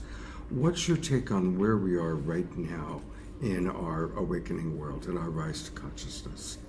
Well, we happen to be here in Los Angeles in February, and of course this is an amazing week because we just heard two presidents speak of the, so we say, extraterrestrial hypothesis as a reality that probably will bring forth a tsunami of information, clearly showing that we're not alone in the universe, that we have human responsibilities towards each other, and going into a relationship with cosmic star intelligence that will open up a new Vista, V-I-S-T-A, or should I say a passport to the cosmos. And finally, not spoken by the presidents, but by my work with the Keys of Enoch for some 53 years, has been the spiritual significance of recognizing divine source, that ultimately we are all part of a greater story of creation that continues itself with respect to different planetary and galactic societies, of which we're becoming more acquainted with. Right, we don't really know where this is going. You know, Obama started it. If people haven't been listening to the news, he said extraterrestrials are real, but he didn't think that Area 51 was. And then Trump said, well, you know, he's putting out classified information. Maybe Trump has to declassify it to protect Obama. And then Trump directly went to the Department of War, which is what they call it. It's kind of a sad name, but actually, and said, I want the information. Can you get that out from all these agencies about UAPs, UFOs, and anything related to extraterrestrial? So we're going to see what happens. I mean, a lot of people are very skeptical. They think maybe nothing's going to happen. Others say, well, maybe they'll release things just like the British did, you know, things that are kind of obvious and easy and he's not saying too much. Or this could be the beginning. Yeah. Who knows? I mean, all three are possibilities. It's a step. It's a step. Yeah. But we know something important. First of all, the Keys of Enoch mentioned that 2004 would be a time that the scientific paradigm would change. And we all know what happened off Southern California in November 2004 with what is called the Tic Tac objects being seen. Of course, some say that this is superior military technology being used by the powers that be. Others would suggest in the Keys of Enoch that we were being visited from the star nations because of the misuse of technology, particularly nuclear energy on Mother Earth, that could lead to atmospheric collapse and the death of human civilization as we define it. So we're at a very critical time. At the very beginning of the Keys of Enoch, for those of you who have a copy, for those who don't, I'll show you the picture. We have a picture, of course, that I saw in my higher consciousness experience of an ancient scroll being unrolled. And over that scroll in space, a great pyramid is being seen. Now, pyramids were seen over Moscow, over the Pentagon, over Washington, D.C. a few years ago. And the scroll is the scroll of Esther in the Old Testament, which is a story between ancient Israel and ancient Persia. Right, so where we see a modern version of Iran and Israel reaching a point of engagement, and we're not for power politics. Our message is one of love and reconciliation, but when we see now from above the diamond-shaped vehicles, the pyramid-shaped vehicles coming back, we realize our cosmic powers, if they are representing authentic probes into the human experience, are reminding us that there's a higher architecture of the soul that unites all people. And we have to reread the teachings of the ancient masters to realize that this is a privilege that we have to connect with the powerful forces of light, keys of Enoch called the Christ forces, in order to make this bridge work to the future. Right, so a lot of the vehicles, what Dr. Jack's saying, especially those taken by the Navy, seem to be triangular in shape, which means they're probably pyramidal. And there was one also seen over the Pentagon some years back, and that was also pyramidal in shape. In fact, that was spinning, so you can literally see that it's a pyramid. It also was seen over Moscow at an earlier time. I think it was 2009 over Moscow. And 2018, I believe it was over the Pentagon. So, you know, it's certain types of energy technology coming back. But what's really exciting is that the consciousness of humanity hopefully is opening at this time. And even though there seems to be a downward spiral, all of us, if I can say that, is part of the upward spiral. We're getting more and more information. Solar flares might even be part of that, actually breaking apart and activating our neurons to be more active. Yeah, the magnetic fields. They've even used this, it's called transcranial magnetic therapy. When you put that around someone who's depressed, the neurons start activating. Well, when the neurons activate, you're open to higher fields, as well as the magnetic field itself is shifting, of information. So we can reach out. We do remote viewing, as you know, and we can reach out to see things on this planet, on the other side of the world, or we can reach out to see things in the heavens, like Ingo Swann saw the rings around Jupiter. There's a lot of stuff that's available to us. Now, if we choose to move forward with it, we can know how to do the right thing at the right time, even before we need to actually act on it. We can have the information. That's what's so cool. So what is important here is not the information as such, not the facts and figures of what is being found here, what is being said there, but as our earlier guest has said, it's the music of the soul, the music of the heart, without which we don't go forward. We simply are in the lower self rather than the experimental self. We call this in ancient theology, if we read the Bible, we have two stories of creation, Adam and Eve, but we have also the higher Adam who could speak with God, who could converse with cosmic intelligence. We call the Adam Ad, or Adam El Elyon, A-D-A-M, capital E-L space E-L-Y-O-N. Adam El Elyon means the one who was connected with divine source, one who learned the lessons from the divine source that could be in communication with the animals. When that was lost, then one became a stranger in a strange land.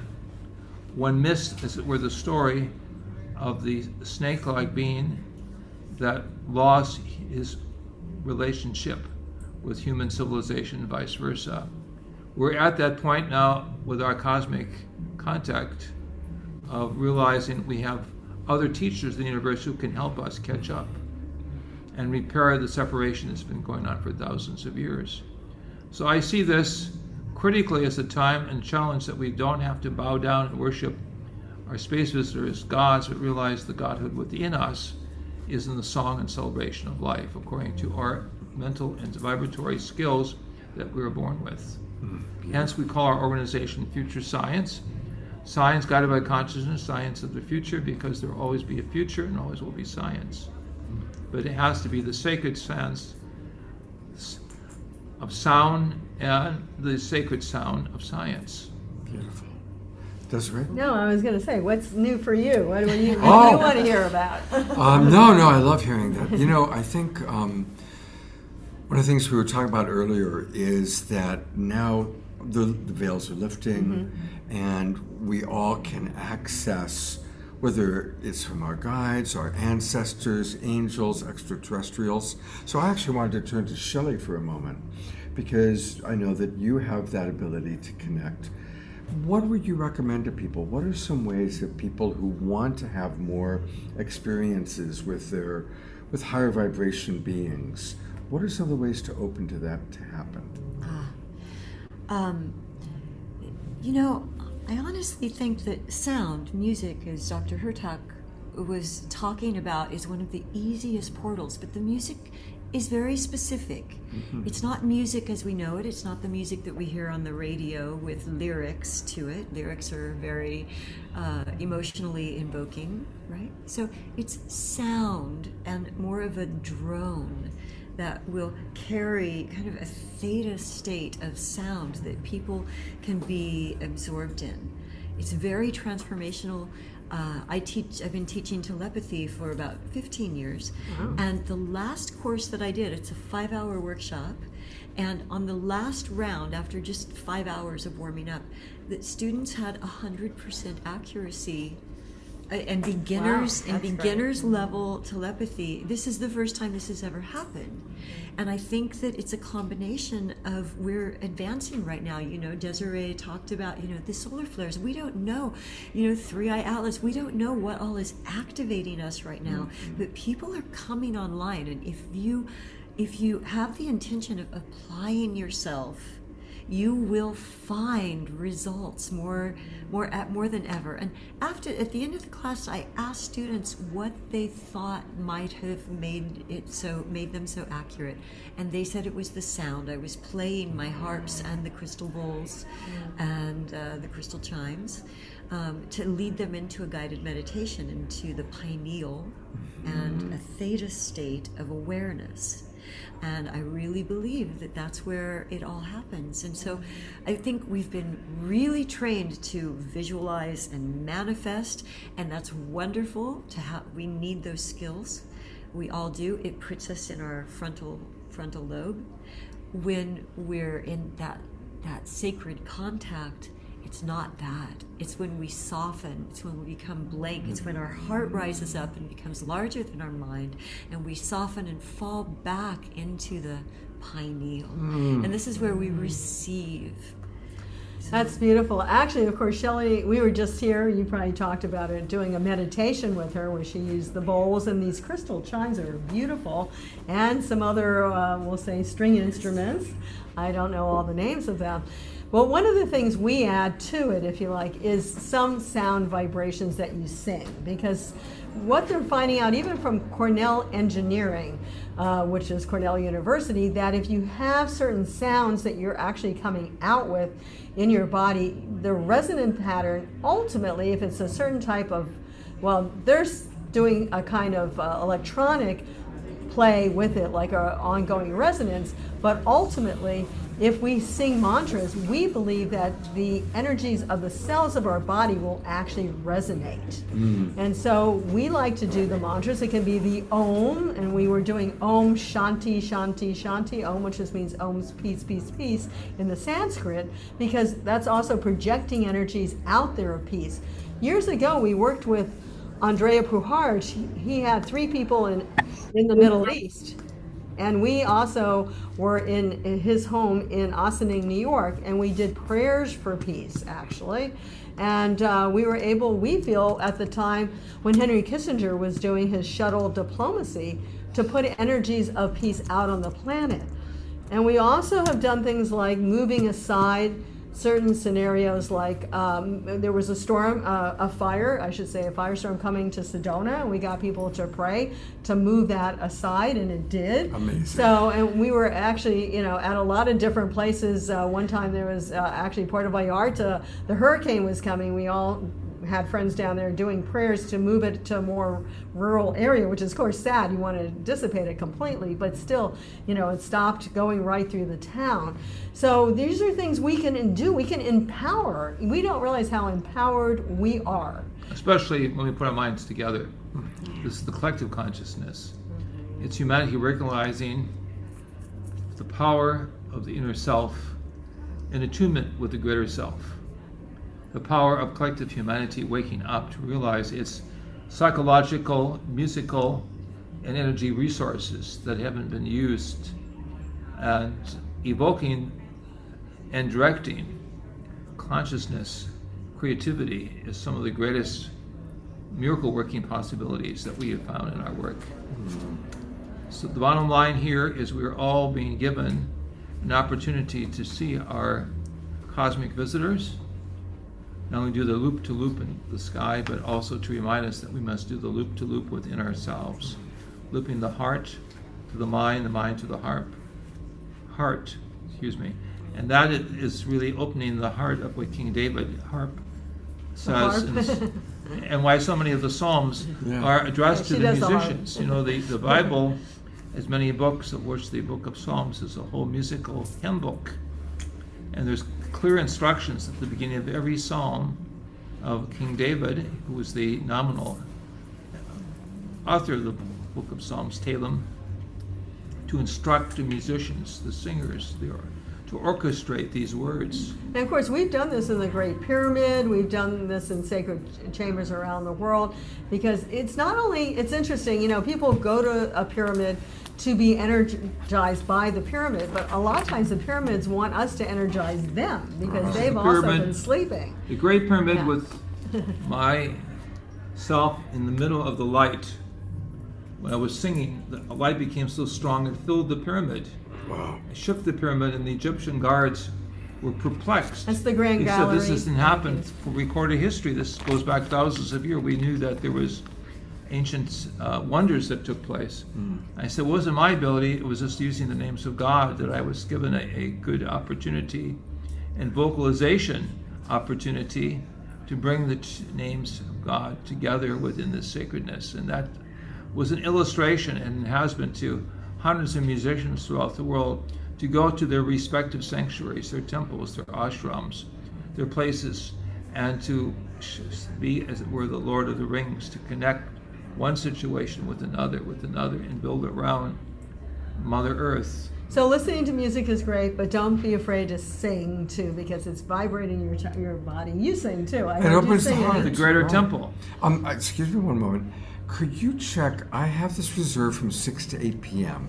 Can you check to see if anybody is coming in at 8? Because if so, I need to really wrap it up. Yeah, I need to wrap up. And while he's checking on that, let me just show people how you can get more of our friends here. We'll start with Shelley. Yeah. So ShelleyReef.com. Now, when you were talking about your training, I know some people said, I'd like to do that. So is there a place on your website that I can go to? Telepathy? Absolutely. So if you go to my website, you can find all of my events for my telepathy trainings. You can find my harp trainings, and also listen to the harps. We sell the harps on the website. We play them right on the body. So yeah, there it all is. And you can also find me. I'll be at Sedona Ascension Retreat. And we'll be there too. Excellent. Yeah, it's going to be fun. Yeah. I'm actually doing keynotes on my Cosmic Contact now. I've finally come out and am talking about my lifetime history. This is how it's not mine, how I know how to do all of these things and play these instruments. I am not a trained musician. You channel it. At all. It comes through, and it's the same frequency and feeling and sound that I experienced during Cosmic Contact that I've been experiencing in childhood. So I just learned that we do have to be out of here in 12 minutes. And somebody's coming at 8? Wow, okay. The Wi-Fi house. Right, okay. So I'm going to go show people how to go to the Keys of Enoch. I want to get Tanjila and Joan and Moon up. So if you go to the keysofenoch.org, not but just keysofenoch.org. This is one of the most elaborate websites. Definitely check out all the different offerings from JJ and Desiree, their teachings, their books, and their academy, their Future Science Academy. You can learn more about them as well, and see all the different places they're going to be. We will be with them again in April at the New Living Expo. And let's bring up Joan. Thank you very much, Yes, JJ. and I'm happy to be with Joan and Tanjila and team. Yes, Dr. Hertalk. Dr. Hertalk and Desiree. Beautiful. Hey. Love being Shelley. with you guys. Love you, Shelley. Yeah, definitely. Don't worry about having us. We'll come another time. You sure? Well, you sure? Unless you want. I want. So let's do 5. We'll do. No, we're going to be quick because we have to be quick. We've got so many things to do. Introducing you. You know what? I'm going to pop out and just that way you can get all 3 in. I'll intro. Okay, You'll exactly. intro. Hello, everyone. I am so excited because we are here live at Conscious Life Expo. I know we love tuning in with you guys online, but we love also being in person with our amazing soul searchers, including Doctors Desiree and JJ Hertak. And of course, I'm here with Joan of Angels and Moon. And Joan is organizing with our dear friend Neil Garr from Portal to Ascension, New Living Expo coming up in April, and we're so excited to be a part of it, Joan. I know, I'm really excited. It was just like a whole unfolding. Yeah. And for Neil, it's next step for Portal to Ascension. But we're taking it over, we're revamping it. We have over 100 speakers.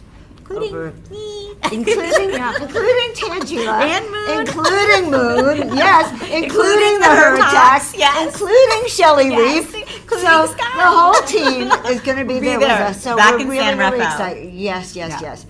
And so it's going to be in San Rafael, April 17th to 19th. So just reach out, New Living Expo. We'd love to see you. Yeah. And tickets are only $55 for 3 days. Like, that's amazing, a steal. yeah. Okay.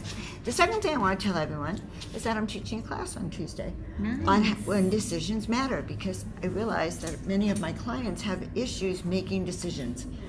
Not just an issue, they fall apart.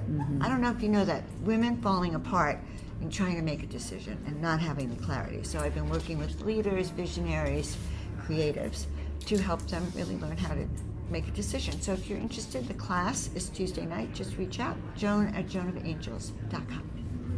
Should be fun. Yeah. Perfect. Thank you, Joan. But I have to run. And I've got to go because I'm introduce Neil. All right, and I want you to know Moon is an amazing healer. Yes. She's been doing amazing work for me. So Moon, everyone, I think you all have seen her on Soul Search and Global Peace Tribe already. And we love Moon because she does instantaneous pain relief. We don't have time tonight to be doing instantaneous healings on Zoom, but tune in with us next weekend. Moon will be live with us all weekend at the Redwood City Soul Search Enlightenment Expo.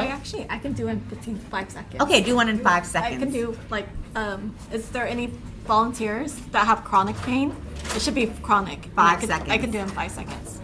So while we're choosing the chronic pain client, just want to talk about how amazing Moon is, because she started off as an attendee at the Soul Search Expos. She was coming as an attendee, enjoying the expos, and then one day in Dublin came up to me and said, Tanjila, I have this healing gift. Could I show you?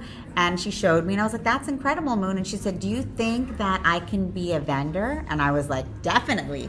And she started becoming a vendor and then a speaker, and now she's at all of our expos and has such an amazing following, and she's here at Conscious Life, and she's going to be at New Living. And so, Moon, I'm so proud of you. And I will be your volunteer. Yes. Because I actually have chronic pain right here. Okay, I'll do it. Do I have permission to connect with your soul? You can do anything. I'm gonna put a bubble white line protection on you, so only white line positive energy can come through. I'm putting a bubble white line protection on me, so only white line positive energy can come through. So I'm gonna start the session right now. I'm going to do intentions that 100% of your chronic pain in your left hand is gone now. Do you still feel the pain, or is it reduced? I guess I still feel it. Okay, so Yeah. can I touch it? Absolutely. Okay, or I'm going to use It's an right object. here. Can I It's use right an here. object? Can you take it off or no? Yes. There we go. Okay, I'm going to channel intentions into this object that 100% of your pain in your left hand is gone. Okay. Oh, thank you. Okay. Do you feel a reduction in pain? I do. How much is it reduced by? Oh my God. Is it gone? Not gone, but I would say it's reduced by about at least 50%, Okay, maybe 75%. can I touch it? Yeah. Okay, I'm going to do intentions that 100% of your pain in your left hand is gone now. Okay, so do you still feel the pain? Sorry. When I move my thumb around a little bit, yes. But how much is it reduced by? It's reduced, I'd say still about 50%. Still 50%? Yeah. Okay, I'm going to do one more intention. I'm going to do intentions that you have full range of motion, and if you move your hands or your fingers, there's no pain. Okay. It's better. It's better. It's better. Hi. Thank you. Yeah, thank you. Thank you. What a wonderful way to complete. I want to bring up Shine and Crystal. And so we're gonna. We'll see you next week. We'll see you next week, Scott, and we'll see all of you next week online or in person with us. We love you guys. It's so good to see you. You And too. let's hang out tomorrow. Yes, let's hang out tomorrow. Text Okay, me. I will. Okay. I'm sorry I didn't today. Bye, Flew by. all. It's okay. And Shine Scott, and brother, Crystal. Scott, Yes. when you leave the Oh room. my God! And Danny is here. Danny and Sara, come on in. Hey, Scott. Yes. When you leave the room, will you stay on with us? Because we could have prayer time and a song. Oh yeah. I'll turn hosting back over to you. But you'll be on again from outside. Okay. Yeah. I'll. No, it'll be hard for me to do that with this computer. So, Okay. All good. When I say bye bye, it'll be bye bye. So I want to briefly thank Shine and Crystal, who have been hosting everybody coming in and out. Danny and Sara just showed up, so we're gonna bring them on in a moment. But tell us briefly about Unite and what you're doing. It's a beautiful platform for wellness. We have a website, unite.love, which is sort of like the new Conscious Facebook, and we have a speed healing app. If you search speed healing in the App Store, you can book free sessions, offer free sessions. It's a beautiful tool to connect with healers and bring more well-being into the world. Yeah, we're really excited to make it super easy for people, for all our amazing healers in the world to do more healing, less marketing, less funnels, and just actually be able to reach the clients that you're looking for, and for people to have more access to healing and health and well-being. So. And we are going to feature them in a big way in about 3 weeks. Yay. We'll schedule that. Yeah, Absolutely. for sure. So, Thank you so much for thank your help. you so much. Danny and Sara, come on up. Love everyone. Well, how wonderful that we're going to conclude our evening tonight, at least the Conscious Life Expo part of it, and then we'll turn it over for prayers to Omashar and DeArah and Desirea. But we've got the wonderful Sara and Danny with us. And of course, you've seen them on the show a few times. Have a seat. And it's been quite a week, Danny. So far. What a week. So far. What a week. Yeah. So, getting back to it, we've already talked a little bit about it, so the audience already knows about Obama and Trump. Yeah. How much do you think it's subterfuge to pull away from the Epstein files? Well, it's interesting. It's always difficult to figure out what Donald Trump is thinking, but you can be certain that it's transactional. Right. It's always got an ulterior motive of some sort that he's up to. But I think what's happening is that he knows that there's so much pressure and that this thing can get away from him that he's trying to figure out how to substitute for genuine disclosure whatever the process is he's trying to trigger. So he's going to try to keep it under his control. And so when he says that he's going to be giving to the head of the Secretary of War right. the primary authority to figure out what it is they're going to release, that isn't going to work, because they're the ones that have been concealing it for all this time, and they're trying to weaponize the whole technology. So what we have to do is try to take advantage of this kind of opening of the door a little bit by him to go in and have Congress pass a statute compelling him to do what he's promised he's going to do. Right. He said he's going to do it. He's told everybody publicly on his Truth Social that he's going to do it. So what we have to do is just codify it and make him do it. Great. And issue the executive order and have the Congress follow up on it by passing a law commanding them to do exactly what it is that they're telling them to do. They've already been ordered to put it all together, back in 2003, December of 2023 rather, and they've been ordered to do it, and they haven't. So him telling them that he's promising going to tell them to do it, is like an old 2 or 3 steps away. It's like trying to pick up a hat, So what we're trying to do now is have Congress follow up on it. That's what we really have to do, to have Congress empower themselves to move into this particular field now and issue a command to them, and very importantly, to appoint their own panel to review all the documents, not to have the president appoint some panel that he chooses who they are, and there'll be all people in the private aerospace corporations and all that stuff. So Congress has to step in through the door. It's one of those things when selling a vacuum cleaner. You get the door open, you put your foot in the door, Right. get your foot in the door, and then get in there. So that's what Congress has to take advantage of this moment to move forward and to bring to some sort of a climax the kind of getting ready that they've been doing to make this demand. Now, I saw your email urging us to really reach out to Congress, and I Yes. want to take people, and of course, many of our audience have already joined, but if you haven't yet, please go to the newparadigminstitute.org, newparadigminstitute.org, and it's best for them to go to Citizens for Disclosure. Yes. Mm-hmm. Okay, so then if you Sign click up. right up here, go to Citizens for Disclosure, And join. sign up, join. It's Yep. free of charge, and it's really important. And then you can put in all the different ways that you can support this incredible movement. That's right. And anything else you want for people to know as far as how to take advantage of this moment? I'll turn back over to Sara. Well, I think we're in a moment of history that is going to change everything.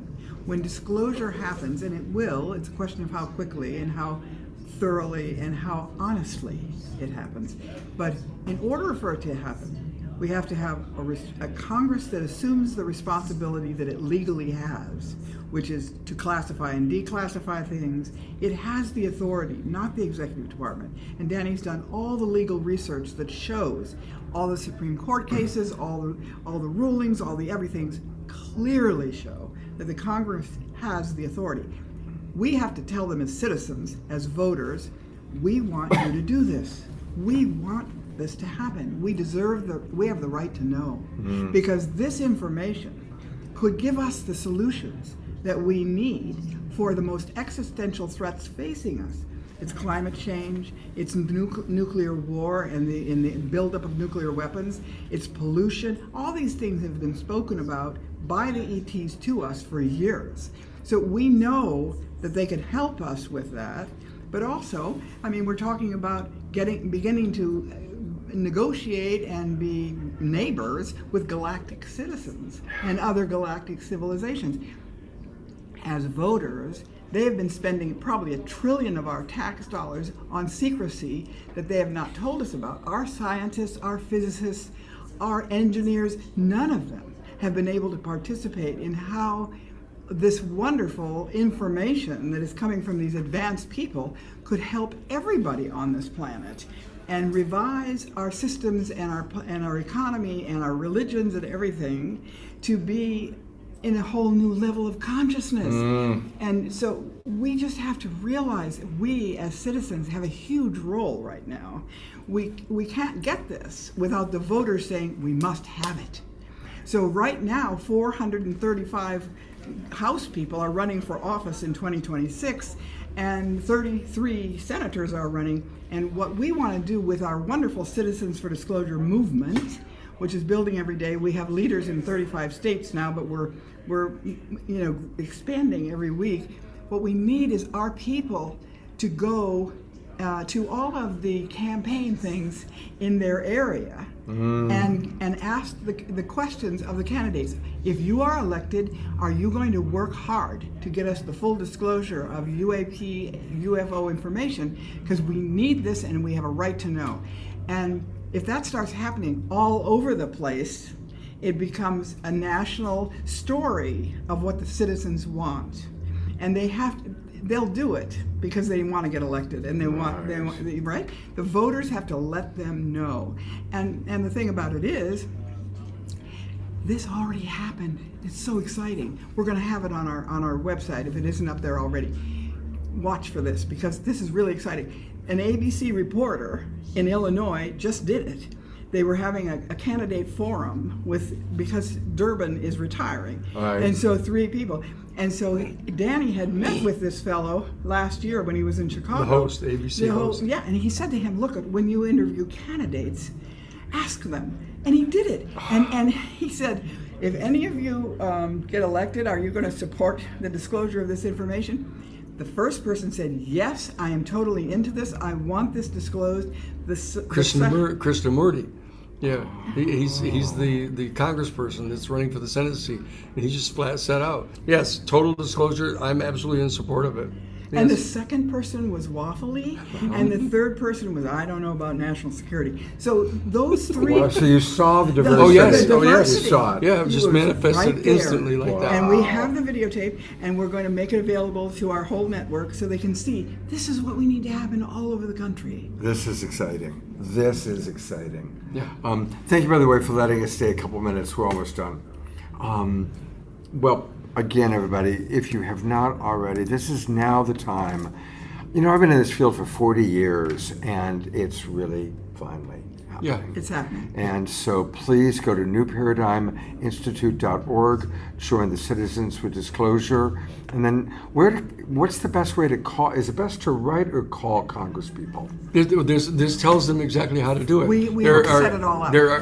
It's all set up. They've got specific communications all prepared. Okay. All the people have to do is push the button, and it goes in. And to their person. To your person. Well, show us how that works. So let's take a look. So, which section do we go to? We go to Citizens for Disclosure. Where we are. We go to Action. Take Action? Take Action, right there. There we go. There we go, and here we go. And it's right to Congress, and when you go into any one of those actions that goes, it goes to your congressional district. Your zip code tells our machine how to send the message to your person. Fabulous. Yeah, fabulous. It's all designed to get people started. Once they get started and they see how easy this is, then they get excited about it. Then they say, okay, I'm going to join the Citizens for Disclosure. I'm going to invite people from my neighborhood to come to the house. I purchased a copy of the Age of Disclosure for $25. You can get it on Amazon and show it to your friends and neighbors. And they can all send an action. Yeah. And then they can all become they can become Citizens for Disclosure and contact the same congressperson. And then when you have a team and you're building your team in your community, when the candidates come to your area, you can be there with signs saying, we stand for the right to know, we want disclosure, and if the moderators don't ask the question, you can ask the question. That's right. In the town halls, all the town halls, just stand up and ask them. And then eventually what they'll discover is that they happen to be in Washington D.C. and they go to their congressperson's office and you say, "Oh, I'm from Citizens Disclosure." They say, "Oh, you're those people." We've been getting hundreds of communications. Oh, that's exactly how they respond. We want. Yeah, so come on in here and sit down and let's talk. Oh my God. Yes. Danny, Sara, God bless you both for the work you're doing. Well, thank you. Bless you guys for this. This is cool. What an amazing show we've had. We've got to go because other people are waiting to take over the media room. I'm going to turn it over to beloved Omashar. You guys, love you so much. And Omashar, I am going to make you the host. You are going to have the power partner. And take it away. And because I made you host, there you go. There you go. See you, Scott. Love you. Thank you, Danny. Thank you, beloved ones. And what we're going to do now in our last little closing is we're going to bring up DeArah and Desirea and have a little prayer time. And we'll finish with a nice, gentle closing song. So, it happened without me. I had spotlight. All right. So if you guys want to unmute yourselves. And see you in a minute. Love you.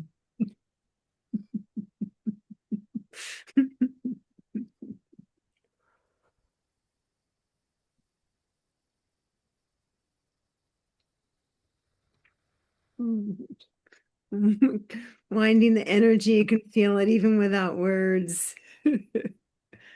Just so grateful for the leverage that was here tonight in elevating our conscious awareness, opening and inside this beautiful container of family, galactic to ground. And before you carry on, just anybody who wants prayers, please put it in the chat. And there we go. That was the missive. All right, taking a nice big breath in through the nose, out through the mouth. I'm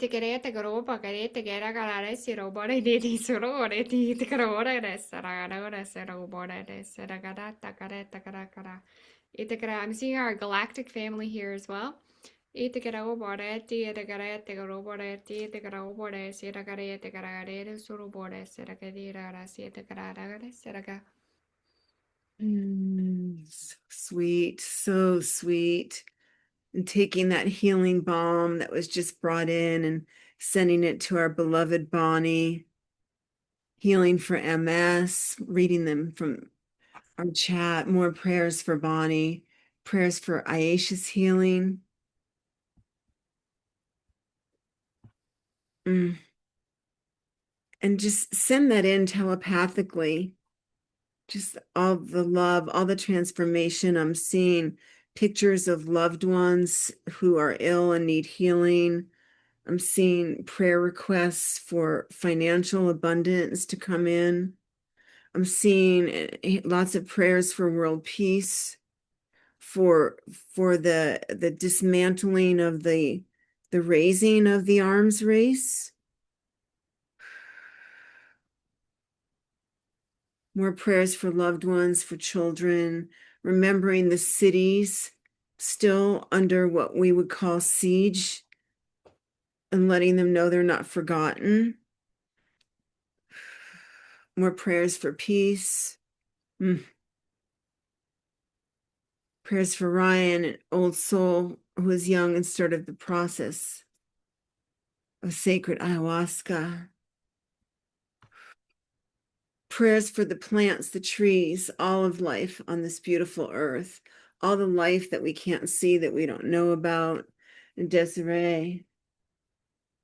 Utiki, Tikaraki, Tikarobokiri, Tikaradi, Tikarobore, Sidi, Tikarade, Tesirakari, Tikarakari, Tikarakari, Tikara.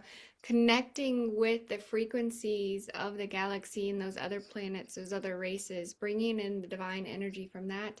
Itikare, Tikaro, raising that frequency, Tikarobore, Siatikara, opening our hearts, Tukuri, Tikare, and expanding that. Itikare, Tikarobore, Siatikare, Tikarobore, Siarakare, Tikare, Tikarobore, Siarakare, Tikarare, Siarakare, Tikarobore, Siarakare, Tara, Sarakataka. Anchoring that in, Tukubakare, Takare, Takare, Tikarobore, Siatakara, Sarakasa. And with the prayers for a surge of kindness and goodwill across the planet, I've also felt this prayer for the tough things that we need to do, the tough discussions, the tough choices, that as we walk this road of integrity, that we be given strength and courage to do the right thing, to do what love would have us do.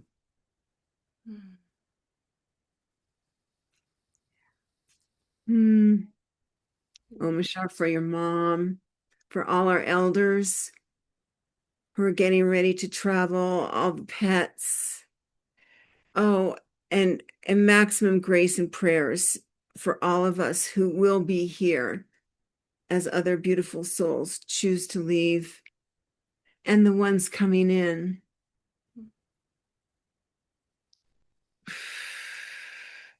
Yes, yes. Reading the chat again, the other states being affected by the force.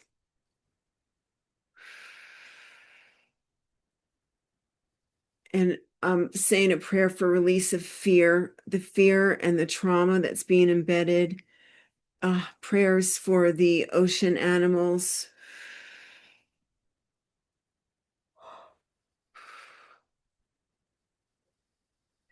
And let's take that collective fear and the concern, and again, it's real, and bring that into our beautiful cauldron, our beautiful space of safety.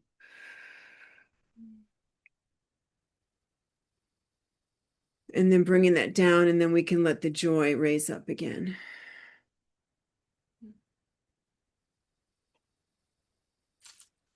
Looking at my beautiful soul sister here. So beautiful. That is a lot of energy. So beautiful.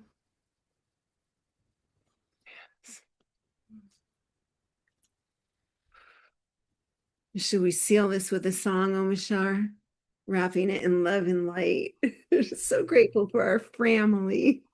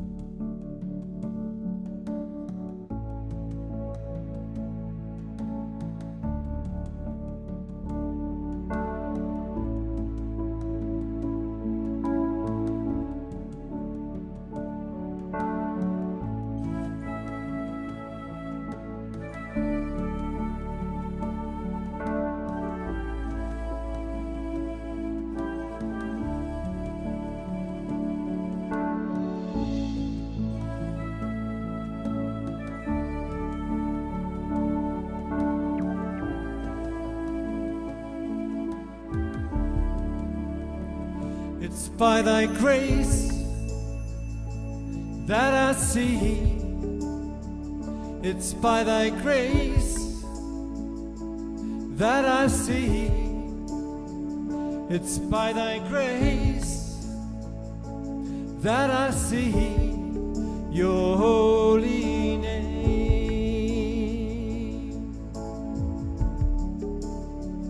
It's by thy grace that I feel. It's by thy grace that I feel.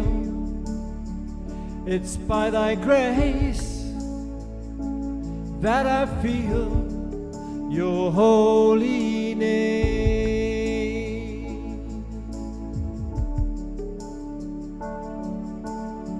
Someday the day shall come when all the glory shall be thine.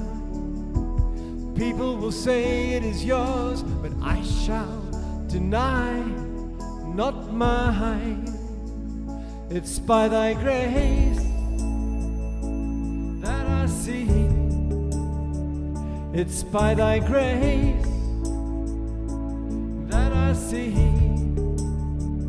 It's by thy grace that I see your holy name. It's by thy grace that I feel. It's by thy grace that I feel. It's by thy grace that I feel your holy name.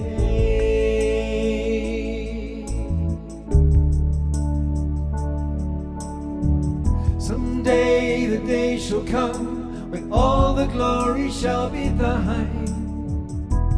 People will say it is yours, but I shall deny, not mine.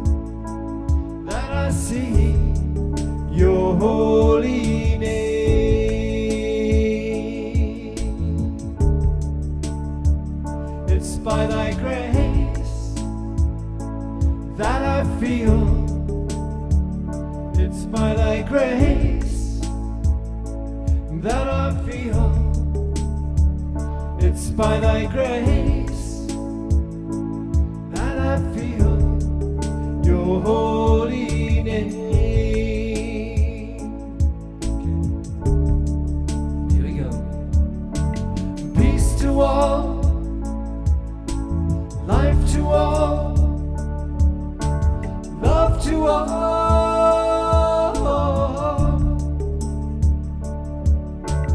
Peace to all, life to all, love to all. Your holy name, your holy name, your holy name. Gerald's holy name, your holy name.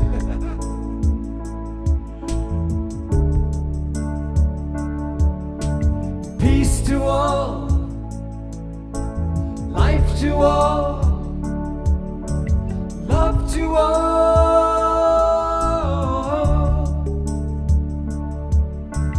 Peace to all, life to all, love to all. Your holy name,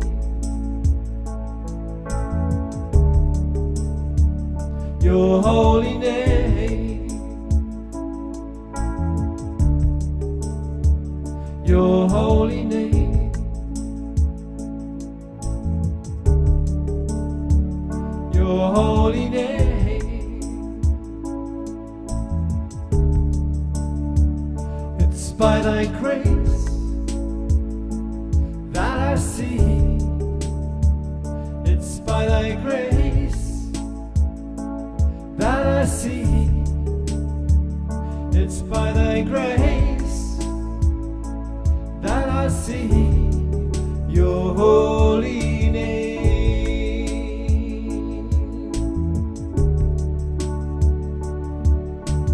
Peace to all,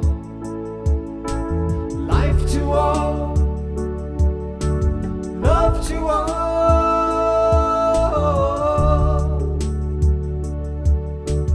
Peace to all, life to all, love to all.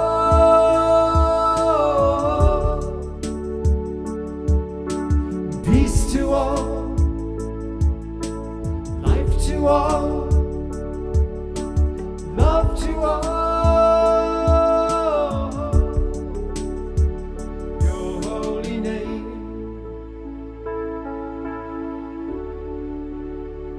your holy name.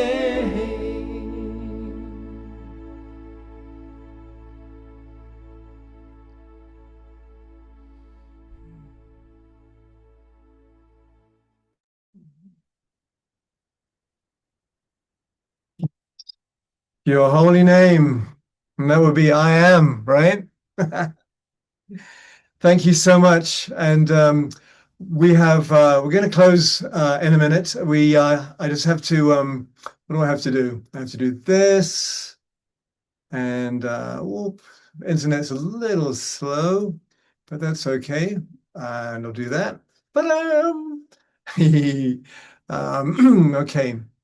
So thank you so much for tonight. It's amazing being able to spin the plate when Scott is coming and going and being. But however, we are here together and we are a group container and we're holding the space. And we know now that Scott is with a bunch, like hundreds of amazing other beamings.